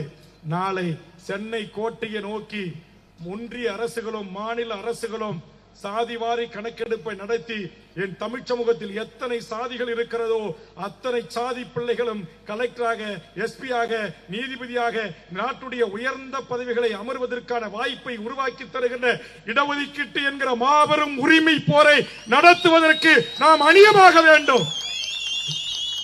அடுத்தது தமிழ்நாடு அரசு கிட்ட சொல்லி, முதலமைச்சர் ஸ்டாலின் கிட்ட சொல்லி சட்டம் போட்டாச்சு. தமிழ்நாடு அரசுல தமிழ் படிக்க எழுத தெரிஞ்சவனுக்கு தான் 40 மதிப்பெண் எடுத்தவனுக்கு வேலைன்னு சட்டம் கொண்டு வந்து தமிழ்நாட்டு வேலை உரிமையை பாதுகாத்தாச்சு. ஆனா ஒன்றிய அரசுல நான் சொன்ன NLCல, நான் சொன்ன சேலம் ஸ்டீல் பிளான்ட்ல, நான் சொன்னேன் இன்னைக்கு சேலத்துக்கு வர்ற விமானம் சென்னையில இருந்து மாம்பழ மாநகரத்துக்கு வருது. இந்தியில தான் பேசுறான், இந்தியில தான் பேசுறான், இங்கிலீஷ்ல தான் பேசுறான். என் தாய்மொழி தமிழ். அதுக்குதான் தமிழக வாழ்வுரிமை கட்சி சொல்லுது, மும்மொழி கொள்கை மோசடி கொள்கை, இருமொழி கொள்கை ஏமாற்று கொள்கை, என் உயிரை விட மேலான உன்னத கொள்கை ஒரு மொழி கொள்கை, என் தாய்மொழி கொள்கை. இங்க நம்ம எல்லாரும் கனவு காண்றது எதுல? இந்தியா கனவு காண்றோம், இங்கிலீஷ் பேசுறோம், இங்கிலீஷ்ல கனவு காண்றோம், என் தாய்மொழி தமிழ்ல தான் கனவு காண்றோம். ஆக ஒரு மனிதனுக்கு எது தன் கனவு மொழியாக இருக்கிறதோ, எது தன் வாய்மொழியாக இருக்கிறதோ, எது தன் பேச்சு மொழியாக இருக்கிறதோ அந்த மொழி அந்த மண்ணில் ஆளப்படணும், ஆதிக்கம் செலுத்தணும். நாம் பிரிதொரு மொழிக்கு எதிரானவர்கள் அல்ல. ஆங்கிலம் கற்க வேண்டாம் என்று சொல்லவில்லை, இந்தி கற்க வேண்டாம் என்று சொல்லவில்லை. உலகத்தில் எத்தனை மொழிகள் இருக்கிறதோ அத்தனை மொழிகளையும் என் தமிழ் தாய் பெற்றெடுத்த பிள்ளை செல்வங்கள் படிக்கட்டும், கற்றுக்கொள்ளட்டும், தவறையாதும் இல்லை. ஆனால் என் தாய்மொழியை அழித்து, என் தாய்மொழியை ஒழித்து இந்திய நான் திணிப்பேன் என்று சொன்னால் எப்பேறு பட்டாவது மீண்டும் ஒரு 1965 தமிழகம் சந்திக்கும் என்று பாசிச மோடி கும்பலுக்கு எச்சரிக்கை செய்கிறோம். நான் பெக்கிற பிள்ளை, இங்க உட்கார்ந்து இருக்கிற என் தாய்மார்கள் பெக்கிற பிள்ளை, அவருடைய பிள்ளை செல்வங்களுக்கு என்ன மொழி படிக்க வேண்டும் என்று விரும்புகிறான், அவன் படிக்கட்டும். ஆனா இங்க இருக்கிற என் சேலத்தில் இருக்கிற பேருந்து நிலையத்தில் வந்து நீ இந்தி எழுதுவேன், தேசிய நெடுஞ்சாலையில் இந்தி எழுதுவேன், தமிழ் அழிப்பேன், விமான நிலையத்தில் தமிழை பேச மாட்டேன், இந்தியில தான் பேசுவேன் என்று சொன்னால் இதுதான் இந்தி திணிப்பு. இந்த இந்தி திணிப்பை எதிர்த்துதான் நூற்றுக்கணக்கான நம்முடைய உறவுகள், தாளமுத்து நடராஜன் போன்ற எண்ணற்றவர்கள், ராஜேந்திரன் போன்ற வீரர்கள், சின்னசாமி போன்ற வீரர்கள் தங்கள் உயிரையே தியாகம் செய்தார்கள். அந்த தியாக சீலர்களை நினைவு கூர்ந்து மீண்டும் இந்தி ஆதிக்கத்திற்கு எதிராக இன்னைக்கு இந்த மோடி அரசு வந்த பிறகு யூபிஎஸ்சி என்கிற ஐஏஎஸ் ஐபிஎஸ் பதவியில நம்மால ஒரு ஆண்டுக்கு 150 பேர் வந்துகிட்டு இருந்தான். இந்த மோடி அந்த கல்விக் கொள்கையை மாற்றம் செய்து யூபிஎஸ்சி தேர்வு முறையிலே மாற்றம் செய்து இன்னைக்கு வெறும் 35 பேர் 40 பேர் தான். எவ்வளவு பெரிய அநியாயம், எவ்வளவு பெரிய அக்கிரமம். இன்னைக்கு உச்சநீதிமன்றத்துடைய நீதிபதியாக எத்தனை பேர் தமிழர்கள் இருக்கிறார்? இந்திய நாட்டுடைய வெளியுறவுத்துறை செயலாளராக எத்தனை பேர் தமிழர்கள் இருக்கிறார்கள்? இந்திய நாட்டுடைய தூதராக எத்தனை பேர் தமிழர்கள் இருக்கிறார்கள்? அதிலும் இங்கே அமர்ந்திருக்கிற பிற்படுத்தப்பட்ட, தாழ்த்தப்பட்ட, ஒடுக்கப்பட்ட சிறுபான்மை நம்முடைய குடும்பத்திலிருந்து எத்தனை பேர் இந்த உயர்ந்த பதவிகளுக்கு வருகிறான்? இந்த மோடி அமைச்சர்கள் இருக்கிற நூற்றுக்கணக்கான துறையினுடைய செயலாளர்களிலே எத்தனை பேர் என் தமிழ் சமூகத்தின் ஆளுமைகளுக்கு பதவி வழங்கப்பட்டிருக்கிறது? இந்த நாட்டில் இருக்கிற சென்னையில் இருக்கிற வருமான வரித்துறை ஆய்க்கிறப்பவிலே 1200 வருவாய் ஆய்வாளர்களை தேர்வு செய்திருக்கிறான். ஒருவன் கூட தமிழன் கிடையாது. ஆயிரக்கணக்கான சூப்பரண்டென்ட் தேர்வு செய்திருக்கிறான், ஒருவன் கூட தமிழன் கிடையாது. சிபிஐக்கு தேர்வு செய்கிறான், ஒருவன் கூட தமிழன் கிடையாது. என் தமிழ் மண்ணிலே கொண்டு வந்து தமிழ் பள்ளிகளை அழித்து சிபிஎஸ் பள்ளிகளை உருவாக்கி, ஆங்கிலோ இந்திய பள்ளிகளை உருவாக்கி, மெட்ரிகுலேஷன் பள்ளிகளை உருவாக்கி, என் தாய் தமிழ் பள்ளிகளை இழுத்து மூடி என் தமிழ்நாட்டுக்கு துரோகம் செய்கிறாய்.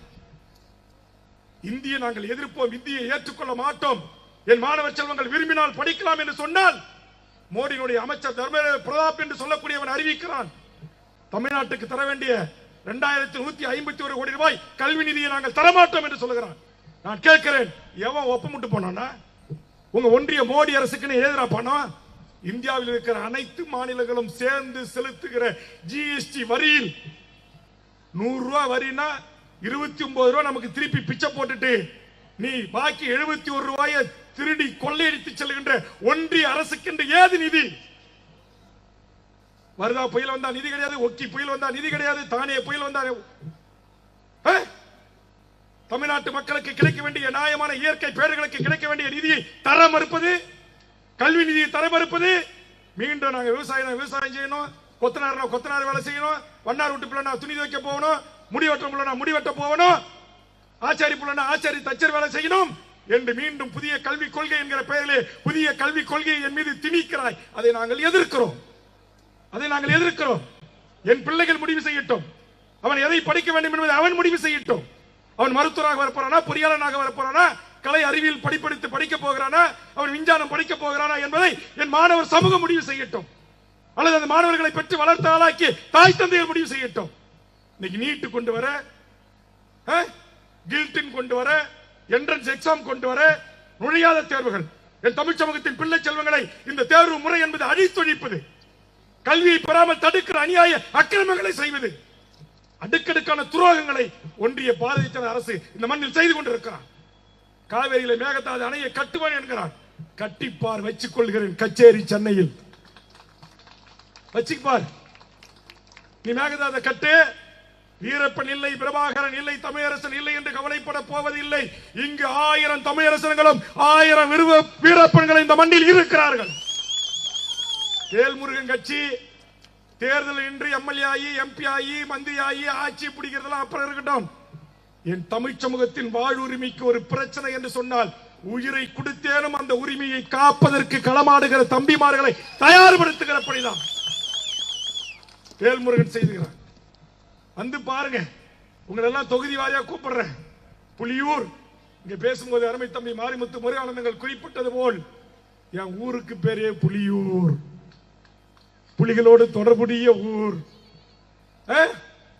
புலிகளோடு தொடர்புடைய இந்த புலியூர் என்கிற இந்த கிராமத்தில் குடிக்காத, சிகரெட் அடிக்காத, சினிமாக்காரனுக்கு ரசிகர் மன்றம் வைக்காத, பாலபிஷேகம் செய்யாத, பச்சை குத்தி கொள்ளாத, தன்னை 10 மாதம் சுமந்து பெற்று தாளாட்டி ஆளாக்கிய தாயை மதிக்கக்கூடிய, தந்தையை போற்றக்கூடிய நல்ல இளைஞர்களை தயார் செய்து பிரம்மமூர்த்தி போன்ற தளபதிகளை கையில் வைத்து ஆதிக்க அரச பயங்கரவாதங்களை தட்டி கேட்போம். என் கட்சியில் இப்ப பாருங்க, 6 மாவட்ட செயலாளர்கள் இருக்கிறாங்க. இந்த மாவட்டத்தில் 11 சட்டமன்ற தொகுதி, 3 பேர் தான் வன்னியர். மீதி 6 பேர் என் தமிழ் குடிகளை சாதியை சேர்ந்தவர்கள். என் தம்பி கரும்புலி கையரசனாக இருக்கலாம், என் தம்பி யுவராஜாக இருக்கலாம், என் தம்பி ராஜகுமாராக இருக்கலாம், என் தம்பி யுவராஜாக இருக்கலாம், என் தம்பி அமீராக இருக்கலாம், என் தம்பி திருநாவுக்கரசாக இருக்கலாம், என் தம்பி தங்கமாக இருக்கலாம். இன்னும் யாரும் எனக்கு சாதி பார்த்து நான் கட்சியில் பொறுப்பு தரவில்லை, சாதி பார்த்து நான் சேர்க்கவில்லை. இந்த வேல்முருகன் தலைமையில் இந்த 15 ஆண்டுக்குள்ளாகவே கட்சியில் 100%ல் 70% என் தமிழ் குடிகள் என் தலைமையை ஏற்றுக்கொண்டு வருகிறது என்று சொன்னால், இன்னும் 10 ஆண்டு காலத்தில் ஒட்டுமொத்த தமிழ் குடிகளும் வருவான். இங்க கூட பிரம்மமூர்த்தி சொன்னாங்க, இது எல்லாம் பாட்டாளி மக்கள் கட்சியின் கோட்டை, வன்னியர்கள் 60% மேலே வாழ்கின்ற பகுதி. அந்த வன்னியனும் அந்த பாட்டாளியும் நான் கொஞ்சம் கொஞ்சமாக அரசியல் அதிகாரத்தை நோக்கி வருகின்ற போது எங்க அண்ணன் வேல்முருகன் என்று எங்களோடு கைகோர்க்கக்கூடிய காலம் வெகு தூரத்தில் இல்லை. எங்க மருத்துவர் ஐயாவுக்கும் பின்னாடி இங்க இருக்கிறார நம்ம சேலம் எம்எல்ஏ அருள், கேட்டு பாருங்க. அவர் சில நேரத்தில் உண்மையை சொல்லுவார், சில நேரத்தில் தான் கட்சிக்கு விசுவாசமாக நடந்து கொள்வார். நான் குறை சொல்லவில்லை, கேட்டு பாருங்க. எதிர்கால பாட்டாளி மக்கள் கட்சிக்கும் சேர்த்து தமிழ் சமூகத்தின் வாழ்வுரிமையை பாதுகாக்கிற அரணாக, பாதுகாக்கிற கட்சியாக தமிழக வாழ்வுரிமை கட்சி இருக்கும். நான் கூட இங்க என்னுடைய வருத்தத்தை பதிவு செய்கிறேன். என் தம்பி முருகானந்தும், என் தம்பி மாரிமுத்தும், என் தம்பி அழகரசனும் நான் ரத்தம் என்று ஏற்றுக்கொண்ட ஒருவரை நாம் தமிழர் கட்சியின் தலைமை ஒருங்கிணைப்பாளரை குறித்து சிலர் பேசினார்கள். அதில் எனக்கு உடன்பாடு இல்லை, அதை நான் ஏற்கவில்லை, அதை நான் கண்டிக்கிறேன். கடந்து போகும், பங்காளி சண்டை வேண்டாம். ஈழம் என்கிற அற்புதமான, லஞ்சம் இல்லாத, ஊழல் இல்லாத, கற்பழிப்பு இல்லாத, சாதி சண்டை இல்லாத, மதவெறி இல்லாத ஒரு அற்புதமான தனித்தமிழ் ஈழம் என்கிற தேசத்தை கட்டி ஆண்ட என் தலைவன் மேதகு பிரபாகரன் என்கிற மகத்தான தலைவன் வீழ்த்தப்பட்டது சகோதர யுத்தத்தால் தான். ஆதலால் நான் சொல்லுகிறேன், என் தம்பிகள் யாராக இருந்தாலும், இங்கு பிரம்மமூர்த்தியோடு, இங்கு அமீரோடு, இங்கு சிலம்போடு, இங்கு மோகனோடு யாரும் நீங்கள் முரண்படக்கூடாது. இந்த சூழலிலும் இந்த தமிழக வாழ்வுரிமை கட்சி என்கிற இந்த குடும்பத்தில் எக்காரணத்தை கொண்டும் விரிசல் விழுந்துவிடக் கூடாது. என் தம்பி புளியமுட்டி பிரபாக இருக்கலாம், அல்லது ஐயப்பனாக இருக்கலாம். யாருக்கு உங்களுக்கு கருத்து மாச்சரியம் இருந்தாலும், கருத்து வேறுபாடு இருந்தாலும், எத்தனையோ ஒன்றிய செயலாளர்கள், இங்கே கூட அருமை தம்பி சுந்தர் அவர்களும், இங்கே கூட அமீர் அவர்கள் குடும்பத்தார்களும் வழிநெடுகளும் என்னை வரவேற்று நிறுத்தி ஆராய்ச்சி எடுத்தார்கள். ஆராய்ச்சி எடுத்த தட்டுகளிலே 50 ரூபாய் கூட போடுகிற பழக்கம் எனக்கு இல்லை. காரணம், அவர்களை பிச்சைக்காரர்கள் போல் பாவிக்கின்ற பெரிய கட்சிகள், ஆண்ட திராவிட கட்சிகள், தேசிய கட்சிகளுடைய பண்பாடு அது என்று அதை நான் ஒதுக்கி வைக்கிறேன். என் தாய்களையும், என் அண்ணன்களையும், என் உறவுகளையும் வழிநெடுக்க தட்டேந்து நிக்க வைக்கிற கலாச்சாரம் இல்லை. இங்கே கூட என்னுடைய அருமை தம்பி என் மீது இருக்கிற பாசத்தின் காரணமாக தாய்மார்களை நிறுத்தி, என் அன்பை தலைமை ஆட்சி கேட் பிரபா அவர்களும் அவருடைய ஊழியர்களை நிறுத்தி என் மேலே மலர்களை தூவினார்கள், பூக்களை தூவினார்கள். இதை நான் ஏற்றுக்கொள்ளவில்லை. இது எனக்கு பிடிக்காது. ஆளுயர மாலை எனக்கு பிடிக்காது. காலில் விழுகின்ற கலாச்சாரம் எனக்கு பிடிக்காது. 2 லட்சம் ரூபாயிலே பிரம்மமூர்த்தி எங்கு பார்த்தாலும் வான விளக்குகள் போல் ஜொலிக்க வேண்டும் ஆன முழுவதும் என்று தன் தம்பிகளுக்கு கட்டளையிட்டு பட்டாசுகளை தயார் செய்தார். வேண்டாம் என்று சொன்னேன். உலகம் மாசடைந்து கொண்டிருக்கிறது, புவி வெப்பமடைந்து கொண்டிருக்கிறது.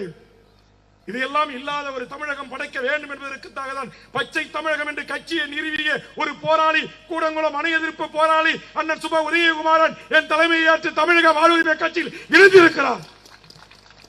ஒரு கட் அவுட் இல்லாத, காலில் விழாத, கலாச்சாரம் இல்லாத ஒரு அருமையான அரசியல் கட்சியை நடத்துவேன் என்றுதான் என் தம்பி கிருஷ்ணகிரி பிரபாகரன் என்னோடு இணைந்தார். என் தம்பி தங்கம் என்னோடு இணைந்தார். என்னுடைய நாகமல் சதீஷ் அவர்கள் என்னோடு இணைந்தார்கள். அழகரசன் என்னோடு இருந்தார். இன்னும் எண்ணற்ற பேர் சொல்ல முடியாத ஐயப்பன் உள்ளிட்ட எண்ணற்ற தோழர்கள் இருந்தார்கள். தமிழர் ஒருங்கிணைப்பு குழு என்று ஒரு மாற்று அரசியலை முன்வைப்பதற்காக தோன்றிய இயக்கம் தோழர் வெற்றிக்குமாரன், தோழர் ஜெகதீஷ் பாண்டியன், தோழர் அண்ணன் தனசேகரன், தோழர் புகழேந்தி மாறன், தோழர் தியாகராஜன், வழக்கறிஞர் திருச்சி பிரபு போன்றியம் தமிழீழ தேசிய தலைவரை தலைவராக ஏற்றுக்கொண்டு எந்த நேரத்திலும் தனித்தமிழ் ஈழ விடுதலைக்காக விடுதலை புலிகளுக்காக எந்த தியாகத்தையும் செய்வேன் என்று சொல்லக்கூடிய இந்த தம்பிமார்கள் எல்லாம் வேல்முருகன் தலைமையை ஏற்று இணைந்திருக்கிறார்கள் என்று சொன்னார். இது திமுக மாதிரி காலில் விழுற கட்சி, இது அண்ணா திமுக மாதிரி 100 ரூபாய் 200 ரூபாய் கூட்டு வந்து உட்கார வைக்கிற கட்சி அப்படி என்று வரவில்லை. இங்கே என் அருமை சகோதரி நாகம்மாள் வந்திருக்கிறார். ஒரு பெண்ணாக தானும் தன் கணவரும் தன் பிள்ளையும் குழந்தையும் வீடு வீடாக சென்று துண்டு சீட்டுகளை விநியோகம் செய்து வீதிகளிலே தாங்களாவிய சுவரொட்டிகளை ஒட்டி மக்கள் கைகளை பிடித்து ஒரு மாற்று அரசியலுக்கு என்னை தேர்ந்தெடுங்கள் என்று கேட்ட கரங்கள் என் கரங்களை பிடித்திருக்கிறார்கள். அப்படிப்பட்ட அப்பேற்கற்ற தன் சொத்து பத்து நில பலம் எல்லாவற்றையும் வித்து தமிழ் தேசிய அரசியலுக்காக தன் குடும்பத்தை அழித்துக் கொண்டவர்கள் என்னை நம்பி வந்திருக்கிறார்கள். என் தம்பி முருகானந்தன் இங்கே சூலூரைத்தானே 3-4 பேக்கரி, காரு வசதி வாய்ப்பு, நல்ல குடும்பம், எல்லாவற்றையும் அவன் ஏற்றுக்கொண்ட லட்சியத்திற்காக ஏற்றுக்கொண்ட உலகத்தில் எந்த தலைவனோடும் ஒப்பிட முடியாத பிரபாகரன் என்கிற மகத்தான தலைவனுக்காக நாம் தமிழில் வாழ்க்கையை பறிகொடுத்தவன். இங்கே முழங்கி என்னுடைய திருவொற்றியூர் மாரிமுத்து 7 டிராவல்ஸ் வாகனம் வைத்திருந்து கட்சி செய்தவன், நாம் தமிழ் கட்சியை வடசென்னையில் உருவாக்கியவன். இன்றைக்கு 7 இல்ல 70,000 ஒரு 2 வீலர் கூட இல்ல, எல்லாவற்றையும் வித்து அந்த கட்சிக்காக தன்னை அர்ப்பணித்தவன். இதை நேரடியாக ஒளிபரப்பு செய்து கொண்டிருக்கிற என் சகோதரன் பிரபாகரன் கலைக்கூடம் என்று நிறுவி நடத்தி கொண்டிருக்கிறாரே, மஞ்சள் சட்டை அணிந்து வீடியோ செய்து கொண்டிருக்கிறாரே, அவர் நாம் தமிழ் கட்சிக்காக உழைத்து தன் சொத்து பத்தை அத்தனையும் இழந்தவர்கள்.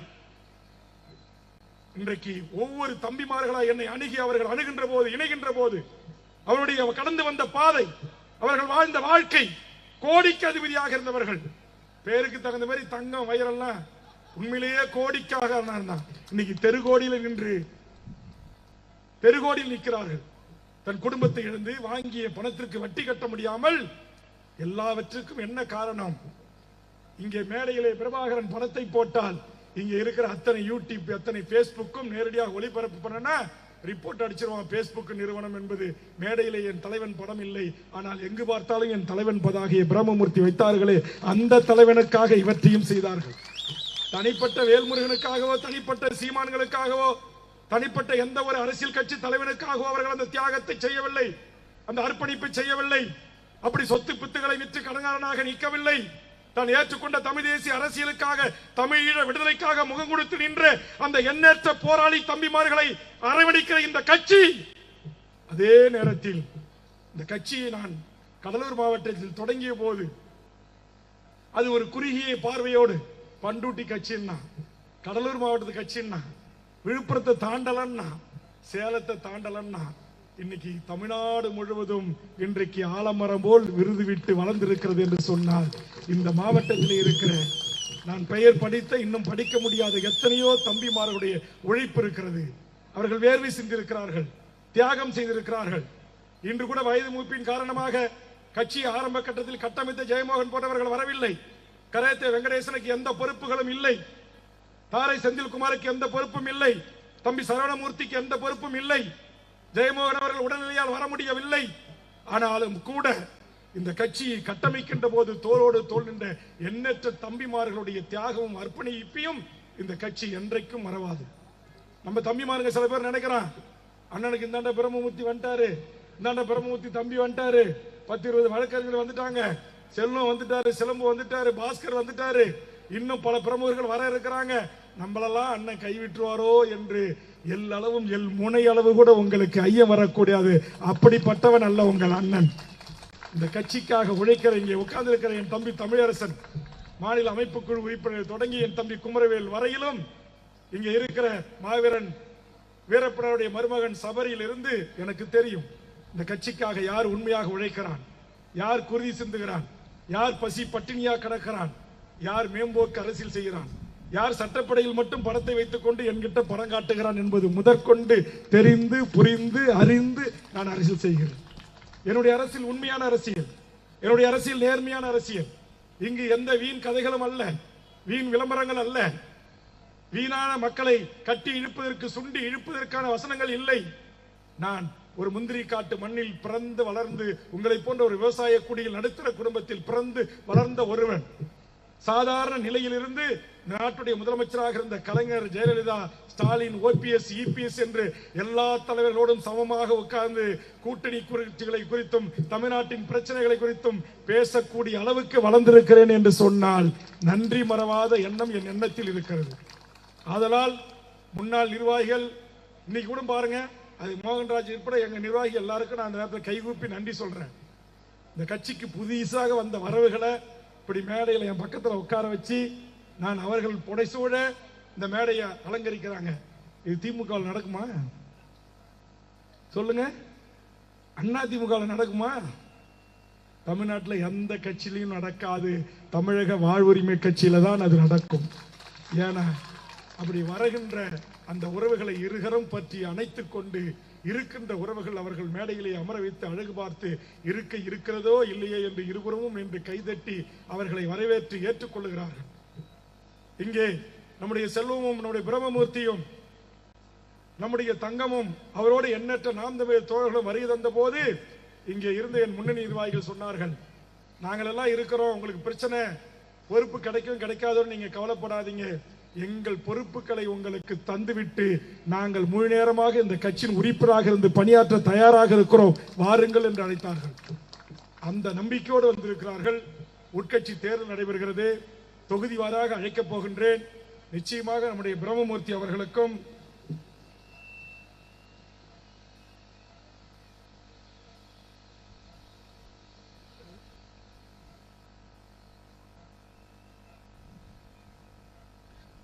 அதனால அப்படி வைக்கின்ற போது பிரம்மமூர்த்தி தலைமையிலிருந்து வந்த தோழர்களுக்கும் சரி, ஏனைய கட்சிகளிலிருந்து வந்த தோழர்களுக்கும் சரி, பல்வேறு கட்சிகளிலிருந்து வருகின்ற தோழர்களுக்கும் சரி, அவர்களுடைய மக்கள் செல்வாக்கு ஏற்ப அவர்களுக்கு இருக்கின்ற நேர்மையான ஒழுக்கமான தன்னலமற்ற கூட்டத்தினருடைய கணக்கில் எடுத்துக்கொண்டு அவரவர்களுக்கும் உரிய பொறுப்புகளை வழங்கி அவர்களையும் அரவணைத்து இந்த மண்ணில் நிச்சயமாக ஒரு மாற்று அரசியலை உருவாக்கி அந்த அரசியல் வெற்றிகரமான அரசியலாக இங்க கூட பாருங்க, இங்க சேலத்துல ஒரு பகுதியில் ஒரு இணைப்பு நடக்குது. இங்க கரூர்ல இருந்து வந்திருக்கிறார் சத்தியமூர்த்தி, ஈரோட்ல இருந்து கோபு, பழனிசாமி, 10ஓடு 11 எங்க மூத்த மாவட்ட செயலாளர் அந்த கடகோடியில் இருக்கிறார். அந்த ஸ்கிரீனுக்கு அந்த ஆண்ட எங்கேயோ ஒரு கும்பல்ல முட்டி மோதி என்கிட்ட வந்து வணக்கம் சொல்றாரு. இது திமுக சாத்தியமா? மாவட்ட செயலாளர்களே ஒரு குறுநில மன்னர் மாரி இருப்பானா? அவ்வளவு சீக்கிரம் நம்மளை விட மாட்டான். வட்ட செயலாளர், பகுதி செயலாளரே அவர் ஒரு பெரிய தோரல தான் இருப்பாங்க. இங்க கூட நாங்க திமுக கூட்டல தான் இருக்கோம். திமுக துண்டு போட்டுக்கிட்டு திமுக நம்முடைய பிரம்மமூர்த்தி பெரியப்பா சித்தப்பா தான் வந்திருக்காங்க. ஆனா திமுக காரங்க இங்க பேனர் வைக்காத, அங்க பேனர் வைக்காத, யோ இங்க இந்த கூட்டம்லாம் நாளைக்கு உன் கூட்டம் இருக்கு, உனக்கு தான் ஓட்டா மாற போகுது. ஏன் அந்த புரிதல் இல்லாம இருக்கிறீங்க? இந்த பெரிய கட்சிகளுக்கு இங்க நம்ம ஆளுங்க வளர்றான் பாருங்க, கொஞ்சம் வெள்ளையும் ஜாலையுமா பிடிக்கவே மாட்டேங்குது. வளர்ந்துடவே கூடாது. ஆண்டாண்டு காலமா இவங்களே மட்டும்தான் அதிகாரத்தில் இருக்கணும். அதிகாரம் என்ன யாருக்காச்சும் பட்டா போட்டு கொடுத்துருக்கா என்ன? அதிகாரம் அனைத்து மக்களுக்குமானது, அனைத்து எளிய மக்களுக்குமானது. அந்த எளிய கடகோடி மக்களுக்கும் அதிகாரத்தை கொண்டு போய் சேர்க்கின்ற அந்த வேலையை செய்வதற்காக தான் நாங்க தொடங்கி இருக்கோம். நீங்க எல்லாரும் நினைக்கிறான், என்கிட்ட சொன்ன வேல்முருகன் 6 மாசம் தாக்கு பிடிப்பாரா, பாட்டாளி கட்சியிலிருந்து வெளியேறி 6 மாசம் தாங்குவாரான்னா எங்க பாட்டாளி 6 மாசம் இல்ல, 6 வருஷம் இல்ல, இன்றைக்கு 14 ஆண்டுகளை நிறைவு செய்ய போகிறது தமிழக வாழ்வுரிமை கட்சி. நீ எண்ணி பாருங்க. எனக்கு ரொம்ப மகிழ்ச்சியா இருக்கு. உண்மையிலே ஒரு பெரிய மனநிறைவோடு இருக்கிறேன். நான் மிகப்பெரிய பேச்சாளன் கிடையாது. ஏற்ற இறக்கத்தோட வசனம் பேசி பாட்டு பாடல எனக்கு பேச தெரியாது. உள்ளொன்று வைத்து புறம் ஒன்று எனக்கு பேச தெரியாது. யதார்த்தமான அரசியல்வாதி, யதார்த்தமான மக்களுடைய பிரச்சனைகளை உள்வாங்கக்கூடியவன், மக்களுடைய போராட்டங்களோடு சேர்ந்து நானும் போராட்ட களத்தில் நிற்கக்கூடியவன். இன்னைக்கு கூட ஆசை மேட்டூர் தொழிற்சங்கம் உள்ளிருப்பு போராட்டம் நடத்திட்டு இருக்காங்க, போகணும்ன்ற உடனே அங்கிருந்து ஒரு அதிகாரி, எந்த தலைவரும் போல நீ அங்க போய் பிரச்சனை பண்ணிட்டு வந்துடாத அப்படின்றாங்க. அப்புறம் உங்களுக்கு அனுமதி கொடுக்க மாட்டோம், அப்புறம் அங்க பார்க்க அனுமதிகள் சண்டை போடாத அப்படின்றாங்க. நான் சொன்னேன், நான் சண்டை போடல, அவருடைய பிரச்சனைகளை சட்டமன்றத்தில் எழுப்புகிறேன், நியாயமாக அந்த தொழிலாளர்களுக்கு ஒரு தீர்வை ஏற்படுத்தி தாருங்கள் என்று சொல்லுகிறோம். இங்க மீன் பிடிக்க போன ஒரு தம்பியை சுட்டு கொண்டுட்டான் நம்முடைய மேட்டூர் தொகுதியில. தமிழக வாழ்வுரிமை கட்சி தான் அந்த மாதிரி பல்லாயிரக்கணக்கான மக்களை திரட்டி போராடியது.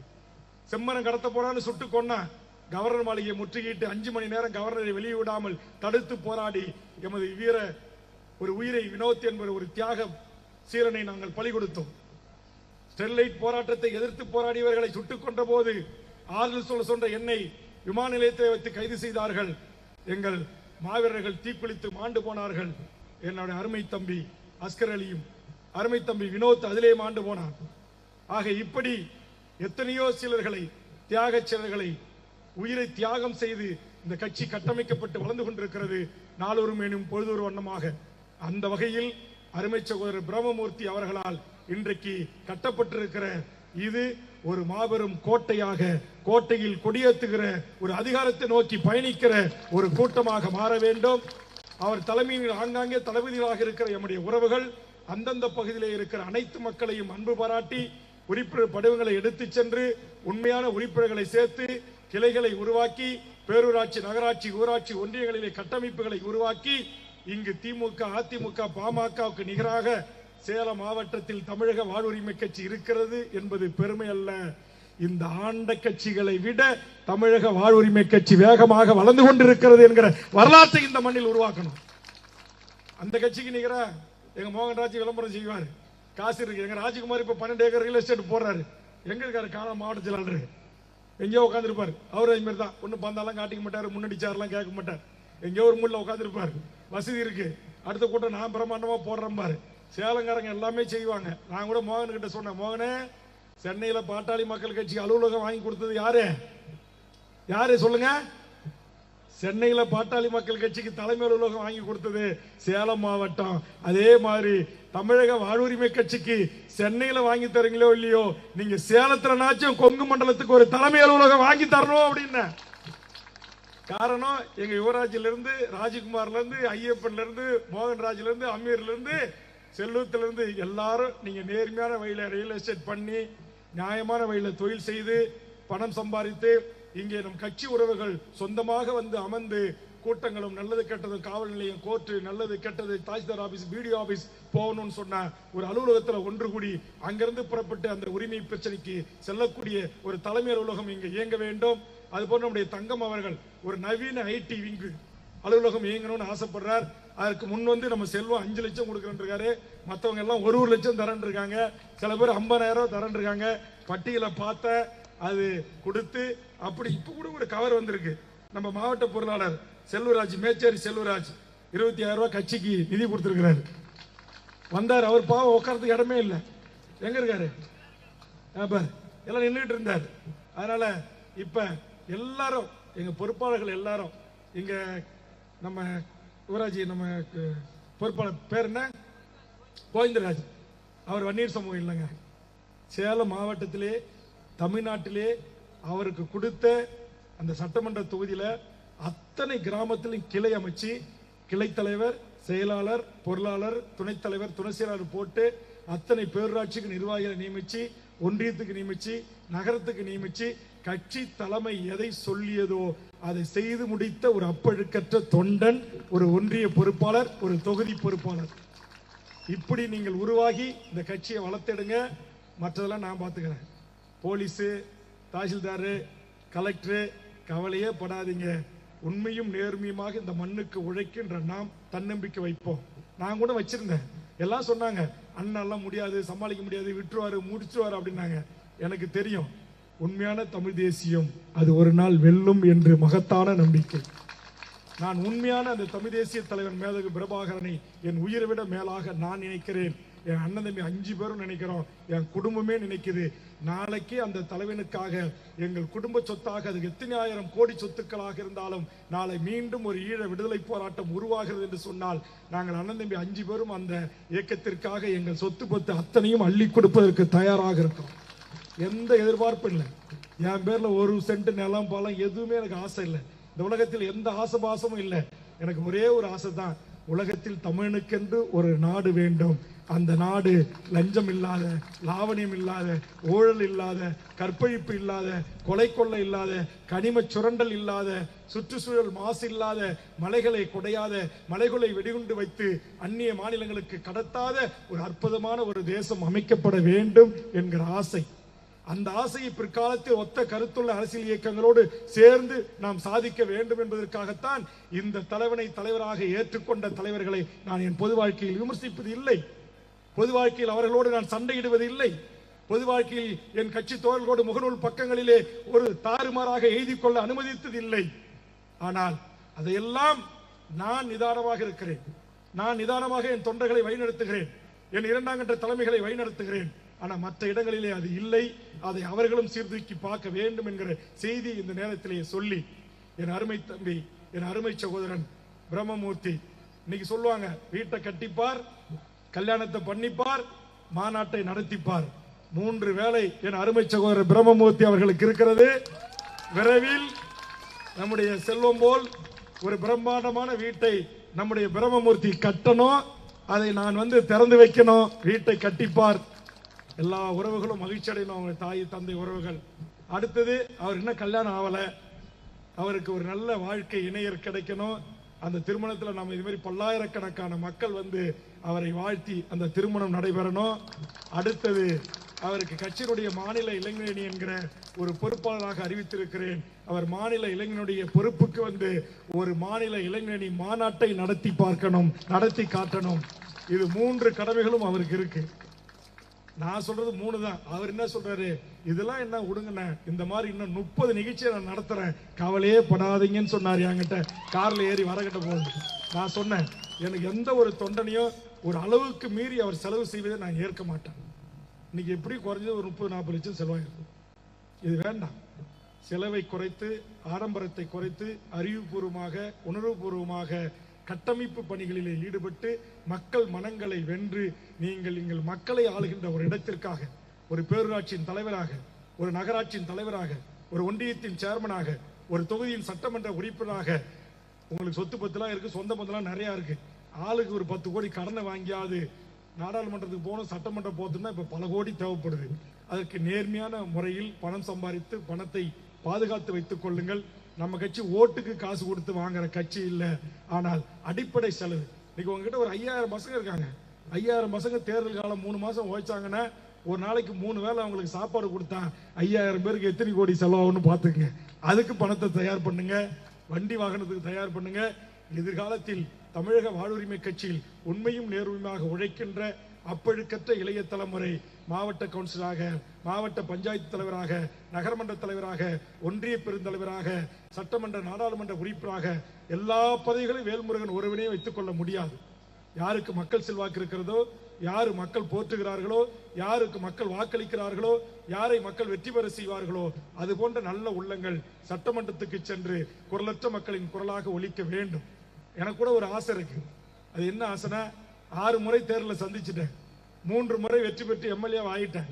என் தொகுதிக்கு மட்டும் பொறியியல் கல்லூரி வாங்கல, தமிழ்நாடு முழுக்க மாவட்டத்திற்கு ஒரு இன்ஜினியரிங் கல்லூரி என்கிற திட்டத்தை கொண்டு தமிழ்நாடு முழுக்க நடைமுறைப்படுத்தியிருக்கிறேன். வேல்முருகன் ஆகிய நான் தமிழ்நாடு முழுக்க மாவட்டத்துக்கு ஒரு மருத்துவக் கல்லூரியை கொண்டு சாதித்திருக்கிறேன். இப்போது ஒரு தொகுதிக்கு ஒரு கலை அறிவியல் கல்லூரி என்கிற திட்டத்தை அறிவித்து சட்டமன்றத்தில் கோரிக்கை வைத்து மாண்புமிகு தமிழ்நாடு முதலமைச்சர் அண்ணன் தளபதி அவர்கள் கடலூருக்கு கடந்த வாரம் வருகை தந்த போது நான் கேட்ட என் மாவட்டத்தில், என் தொகுதியில் ஒரு கலை அறிவியல் கல்லூரியை அறிவித்திருக்கிறார்கள். மழைநீர் சேகரிப்பு திட்டத்தை கொண்டு வந்திருக்கிறேன். லாட்டரி சீட்டை ஒழித்திருக்கிறேன். மணல் குவாரிகளை அரசுடைமையாக்கிறேன். சுண்டல் விற்கிற குழந்தைகளுக்கு கல்வி தந்திருக்கிறேன். மெட்ரோ ரயில் திட்டத்தை அறிமுகப்படுத்தி போக்குவரத்து நெரிசலை தவிருங்கள் என்ற ஆலோசனை ஏற்றுக்கொள்ளப்பட்டு சட்டமாக்கியிருக்கிறேன். இப்படி அடுக்கடுக்காக இந்த இளம் வயதில் நான் சாதித்திருக்கிறேன். 3 முறை பதவியை அனுபவித்து விட்டேன். முதலமைச்சருக்கு நிகரான அதிகாரம் கொண்ட தமிழ்நாடு சட்டப்பேரவை அரசு உறுதிமொழி குழு தலைவராக, ஒரு கடகோடி விஓ என்று சொல்லக்கூடிய கிராம நிர்வாக அலுவலரில் தொடங்கி நாட்டுடைய chief secretary, DGP, commissioner, SP, collector, IG என்று எல்லாரும் எனக்கு பதில் சொல்ல கடமைப்பட்டவராக உயர்ந்த பதவியை தலைவர் கலைஞர் அவர்களும் வழங்கினார், தளபதி அண்ணன் ஸ்டாலின் அவர்களும் வழங்கினார்கள். 4 ஆண்டு காலம் அந்த பதவியில் இருந்திருக்கிறேன். தற்போதும் இருந்து கொண்டிருக்கிறேன். 2 நாட்களுக்கு முன்பாக கூட திருவள்ளூர் மாவட்டத்திற்கு அந்த மாவட்ட ஆட்சித்தலைவரோடு, இந்த மாவட்டத்துடைய காவல் கண்காணிப்பாளர் எஸ்பியோடு ஆய்வை மேற்கொண்டு எல்லா அதிகாரிகளுடைய அன்பையும் பாராட்டையும் பெற்றிருக்கிறேன். ஆக மனநிறைவோடு நான் கூட கொஞ்சம் ஒதுங்கி நின்று வருகின்ற இளைய தலைமுறை, இங்க உட்கார்ந்து இருக்கிற யார் வேண்டுமானாலும் மக்கள் செல்வாக்கு பெற்றவர்கள், கட்சியை கட்டமைக்கக்கூடியவர்கள், அது போன்ற சட்டமன்ற நாடாளுமன்ற உறுப்பினர்களாக சென்று இந்த குரலற்ற மக்களின் குரலாக, தமிழ் சமூகத்தின் வாழ்வுரிமை பறிக்கப்படுவதற்கு எதிராக, அநீதிக்கு எதிராக, அக்கிரம சட்டங்களுக்கு எதிராக, நம்முடைய ஏழை தாய்மார்கள் குடிசை கட்டி வாழ்கின்ற இடங்களை எல்லாம் அரசு அதிகாரிகளும் நீதிமன்ற தீர்ப்பு என்று கூறி இடித்து தரமட்டமாக்க வருகின்றார்களே, அதை தடுத்து நிறுத்துகின்ற சட்டமன்ற உறுப்பினராக, நாடாளுமன்ற உறுப்பினராக, ஏழை எளிய மக்கள் மருத்துவமனைக்கும் தாசில்தார் ஆபீஸுக்கும் செல்கின்ற போது 1000 கோடி 2000 கோடி என்று கேட்கிறார்களே, அந்த லஞ்சம் லாவணியமற்ற ஒரு அரசு நிர்வாகத்தை கட்டமைப்பதற்கு, பணி செய்வதற்கு, நல்ல இளைய தலைமுறை கொண்ட ஒரு மாற்று அரசியலை இந்த மண்ணில் விதைப்பதற்கு பணி செய்து கொண்டிருக்கிறேன். என்னுடைய பதவியை கூட மற்றவர்களுக்கு தந்து அழகு பார்ப்பதற்கு தயாராக இருக்கிறேன் வேல்முருகன் ஆகிய நான் என்பதை இந்த நேரத்திலே பதிவு செய்து, பிரம்மமூர்த்தி அவர்களே, கொங்கு மண்டலம் மட்டுமல்ல, தமிழ்நாடு முழுக்க எங்கெங்கெல்லாம் உங்களுக்கு நண்பர்கள் இருக்கிறார்களோ, நீங்களும் செல்வமும் மோகனும் சேர்ந்து பயணித்து அந்த நல்ல இளைஞர்களை அரசியல் படுத்தி பீடி, சிகரெட்டு, பான்பரா, குட்கா, போதை வாஸ்துகளுக்கு அடிமை இல்லாமல், கஞ்சா, அபீன் போன்ற பழக்கங்களுக்கு அடிமை இல்லாமல், மற்றவர்கள் முகம் செலுத்தக்கூடிய அரசியல் செய்யாமல், எல்லா மக்களும் பாராட்டுகிற, போற்றுகிற ஒரு அரசியல். நான் கூட வண்டியில உட்காந்துட்டு வந்தேன். ஏத்து மாதிரி இருசக்கர வாகனத்துல வீதிகளில் நின்ன பொதுமக்கள் யார் என்னன்னு தெரியாது, என் சாதி மதமான்னு தெரியாது. எல்லாரும் வெளியில வந்து எனக்கு கையசைத்தார்கள், கையெடுத்து கும்பிட்டார்கள். நான் என் கண்ணீர் நீர் சொட்டுகின்ற அளவில் ஒரு ஆனந்தம் அடைந்து என் இரு கரங்களையும் கூப்பி அவர்களை கும்பிட்டேன். அதுதான் அன்பு. அந்த அன்பை பெற வேண்டும். எதிரிகளாக இருந்தாலும் கூட வேல்முருகன் பரவாயில்ல, பிரம்மமூர்த்தி பரவாயில்லை, நாம் எல்லாரும் இளமை காலத்தில் தவறு செய்யக்கூடியவர்கள் தான். ஏதோ ஒரு ஆர்வத்தில் தவறு செய்திருப்போம், தவறான குற்றச்சாட்டுக்கு உள்ளாகி இருப்போம், மறுக்கவில்லை. மனிதனாக நாம் கொஞ்சம் கொஞ்சம் பரிமிக்கின்ற போது, மாற்றமடைகின்ற போது, நாம் வாழ்க்கையில் அந்த தவறுகளில் இருந்து படிப்பினையும் பாடத்தையும் கற்றுக்கொண்டு எல்லா மக்களும் போற்றுகிற, எல்லா சாதி இளைஞர்களும் நமக்கு பின்னால் ஆதரிக்கக்கூடிய, எல்லா மதத்தினரும் நம்மளை அன்பால் ஏற்றுக்கொள்ளக்கூடிய ஒரு அன்பான ஒரு உலகத்தை கட்டமைத்து ஒரு அன்பு கூட்டணியை உருவாக்கி இந்த மண்ணில் உண்மையான தமிழ் தேசிய அரசியலை வென்றெடுப்பதற்கு சிலர் இன்றைக்கு முகநூல் பக்கங்களிலே பேற்றிக் கொண்டிருக்கிறார்கள். வேல்முருகன் பண்டூட்டி தமிழ் தேசியம் அமைக்க முடியுமா என்று. 25 ஆண்டுகளுக்கு முன்பாகவே வடதமிழ்நாட்டில் தமிழ் தேசிய அரசியலை நிறுவி காட்டிய தோழர் தமிழரசனுடைய பாதையை பின்பற்றியவர்கள் நானும் என்னுடைய சகோதரர் திருமாவளவனும் என் ஊரை சேர்ந்த தம்பிமார்களும். இன்றைக்கும் தமிழ்நாடு விடுதலைப்படையில் எண்ணற்ற வழக்குகளை சந்தித்துக் கொண்டுதான் இருக்கிறோம். நாங்கள் வாய்ச்சொல் வீரன் அல்ல, செயல் எங்களை பேச வைக்கும் என்பதை மட்டும் இந்த நேரத்தில் தெரிவித்து, இவ்வளவு பிரம்மாண்டமான ஒரு இணைப்பு விழா நிகழ்ச்சியை ஏற்பாடு செய்த அருமை தம்பி பிரம்மமூர்த்தி அவர்களுக்கும், அவரோடு தோளோடு தோள் நின்ற அனைத்து தம்பிமார்களுக்கும் பாதுகாப்பு அளித்து இந்த பேனர் தட்டி வைக்கிறதுல கொஞ்சம் பிரச்சனைகள் வந்தாலும் அனுமதி அளித்து முழு ஒத்துழைப்பு தந்த எனது அருமை காவல்துறை நண்பர்களுக்கும், உளவுத்துறை நண்பர்களுக்கும், பத்திரிகை ஊடக நண்பர்களுக்கும், தாய்மார்களுக்கும், வருகை தந்த அனைத்து நல்ல உள்ளங்களுக்கும், இந்த ஒரு நாள் இந்த பொதுக்கூட்டத்தினூடாக இந்த இளம்பெளியில் இருக்கிற வியாபார பெருமக்களுக்கு, வணிக பெருமக்களுக்கு ஏதாவது சிரமம் ஏற்பட்டால் அதற்கும் நீங்கள் வருந்தக்கூடாது. உங்களிலிருந்து ஒரு தலைமை இந்த மண்ணில் உருவாகிறது. அதற்காக நீங்கள் ஒரு நாள் கொஞ்சம் கஷ்டப்பட்டீர்கள் என்று எடுத்துக்கொண்டு வரவேற்று அன்பு பாராட்டி உபசரித்து உணவளித்து மிகச்சிறப்பானது ஒரு இணைப்பு விழா கூட்டத்தை நடத்தி காட்டிய அருமை தம்பி பிரம்மமூர்த்தி அவர்களுக்கும், அவரோடு தோளோடு தோள் நின்று இரவு பகலாம உழைத்துட்டு வெறும் 10 நாள்ல இந்த தேதி கொடுத்தேன். 10 நாள்ல இப்படி ஒரு கூட்டம். உண்மையிலே இது ஒரு பிரம்மாண்டமான ஒரு மாநாடு மாதிரி அமைஞ்சிருக்கு.